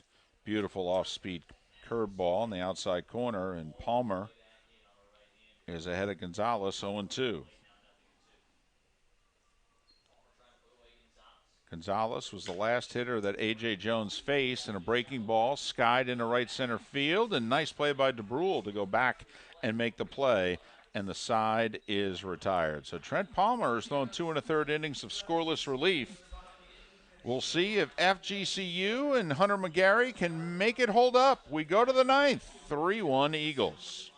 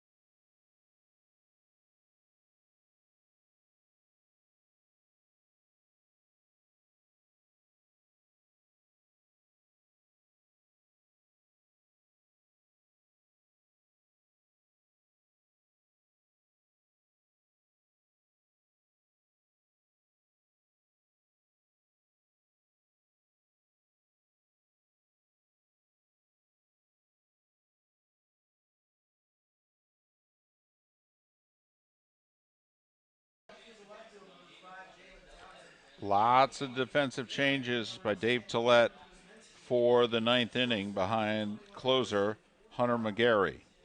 Cameron Kerminski comes into the game in right field, which moves Jalen Townsend, who had come into the game as a defensive replacement in the 8th inning, over to left field. So the outfield is Townsend in left, Coffers in center, Kerminski around in right. Christian Profit comes into the game at short as a defensive replacement, moving Gonzalez from short to second, and so that takes Richie Garcia out of the game. Hunter McGarry to face 3, 4, 5 in the batting order for Jacksonville. Camacho, Southern, and Casala here in the 9th inning. 3-1 FGCU. And the off-speed pitch catches the inside corner, 1-1. Angel Camacho is 0 for 4, having struck out twice. But he is the best hitter that Jacksonville has. Leading the team in batting average at .366, leading them in homers with 9, and leading them with RBIs with 29, and he fouls that one off, and McGarry is ahead of the count 1-2. And remember, 3-1 game. I'll state the obvious. Any of these three get on base, and the tying run comes to the plate. Jacksonville has had opportunities all game, like we've talked about. A dozen left on base. Unofficially, that's what I've got. A 1-2 fastball, line down the right field line, and it's foul.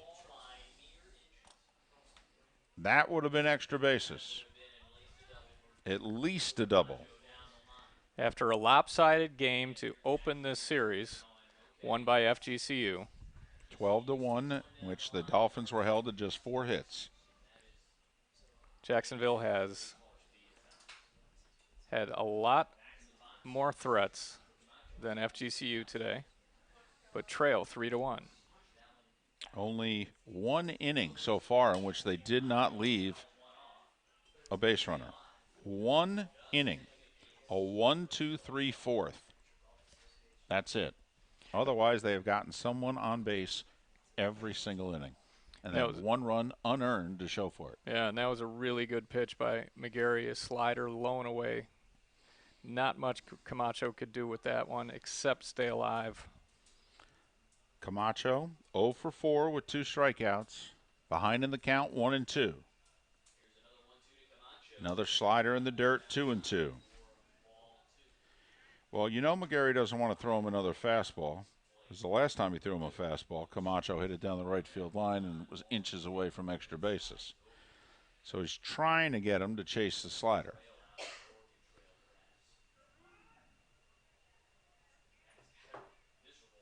The 2-2. Inside, grounded to Hayes, who fields it on 2 hops, throws over to first. And Angel Camacho with the surprising 0 for 5 so far today. One away in the 9th. Hayes made that one look easy. On the run the entire time. Got that on 2 hops. Made a nice running throw over to first for the first out. One away for catcher Jacob Southern, who's 1 for 4. He singled in the 5th inning. He struck out in the 1st, 3rd, and 7th innings. McGarry breaks off a beautiful curveball for strike 1. John Casala, who's 0 for 4, waits in the on-deck circle. Southern with 3 homers, Casala with 2.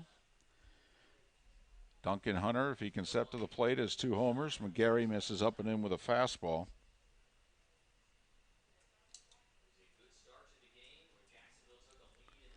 Mason Studstill pitched around trouble for 5 2/3 innings.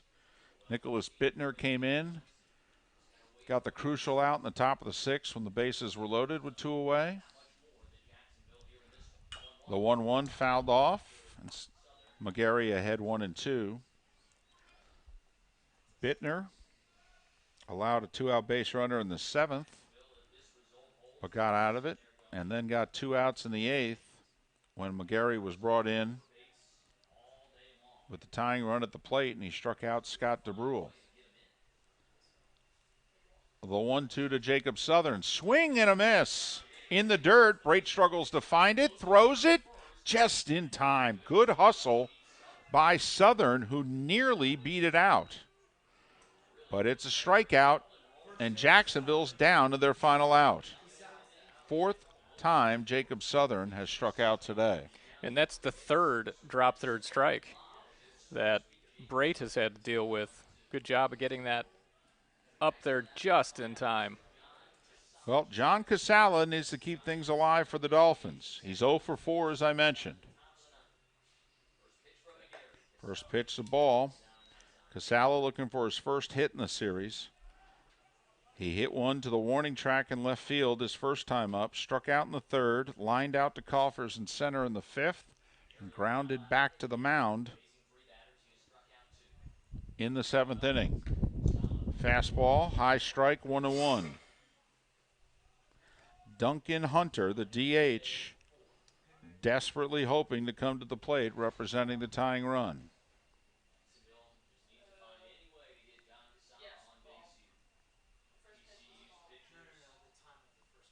The 1-1 from Hunter McGarry. 2-1. McGarry looking for his 7th save of the season. It'd be of the 4-out variety. They don't hesitate as much in college to go with the 4 or 5, 6-out save as they do in the majors. And the 2-1 is ripped to left field, and that'll fall for a base hit, and Jacksonville will bring the tying run to the plate. That ball not hit very well, lands in the right spot, and just sort of fitting that JU has another base runner. And the DH, Duncan Hunter, comes to the plate representing the tying run. Hunter 1 for 3 with a walk. He grounded out to third twice. He walked in the third and singled in the 7th. Base runner for Jacksonville, Kyle Richardson, comes in place of John Casala. But Duncan Hunter, representing the tying run, steps in. And Hunter is homered twice on the season. First pitch is low, ball 1.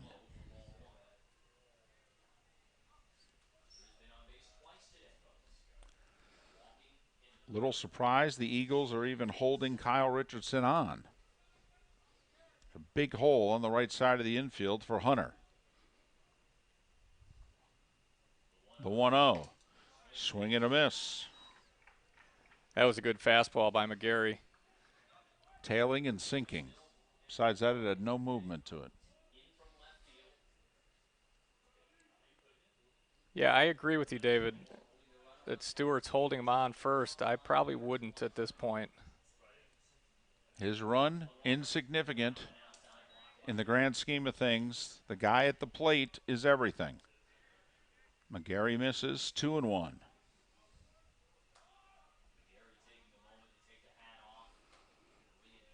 Hunter, 228 on the season. Mentioned the 2 homers. He's got 15 RBIs. The 2-1, swing and a miss. That low tailing fastball. That's obviously where he wants to go to get Hunter out, and he's a pitch away from doing just that.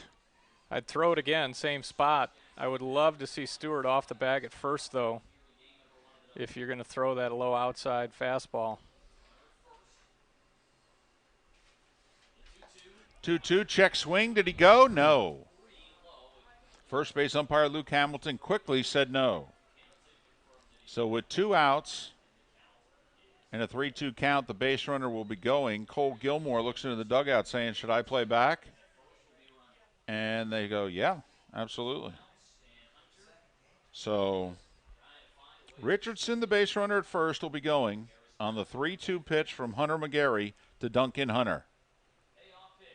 Right there at the knees, and it's dropped for a call, strike 3. And McGarry, with 2 strikeouts in the 9th, gets his 7th save of the season. No runs, a hit, and 1 man left. The Eagles have taken the first 2 of this 3-game set against Jacksonville, getting the big hit, Greg Anderson, to win it 3-1. David, you and I talked about this a couple different times today, how today's players don't protect with 2 strikes.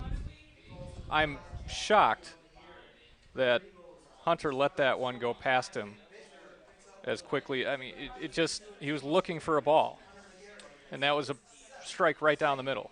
But what a win for FGCU. Got outplayed quite a bit the entire game and able to get a W out of that. Nicholas Bittner will get the win with 2 innings of scoreless relief. He's now 2-2 on the season. McGarry gets his 7th save, and A.J. Jones is the tough luck loser, really. Took a shutout in the 6th, had 1 rough inning, gave up the bases clearing triple by Keith Stevens, and that was the difference in the game. Jones falls to 5-3 on the season. So in about a half an hour, these 2 teams will come back out and play the finale of this 3-game set. It will be a 7-inning game. FGCU Greg Anderson has now won 7 of 8 in conference play. They are 8-3 in the A-Sun, remaining tied with Liberty in the loss column for first place and the top seed in the conference tournament. Yeah, and I think it's really important to continue winning these A-Sun games to try to get that top seed. With about a month to go in the season, the A-Sun tournament kicks off May 22nd. And so we're, a month away from that, and getting these wins is hugely important. A game like this gets them set up for a sweep coming up here later this afternoon. You and I are not going to be sticking around for it, but, just a quick question for you before we sign off here. McGarry went 26 pitches there. Do you bring him back for game 2 if you need to? Well, does it play into the equation that FGCU does not play again until Wednesday, the 24th? Absolutely. So I think you've answered your question. Plus, it's a 7-inning nightcap.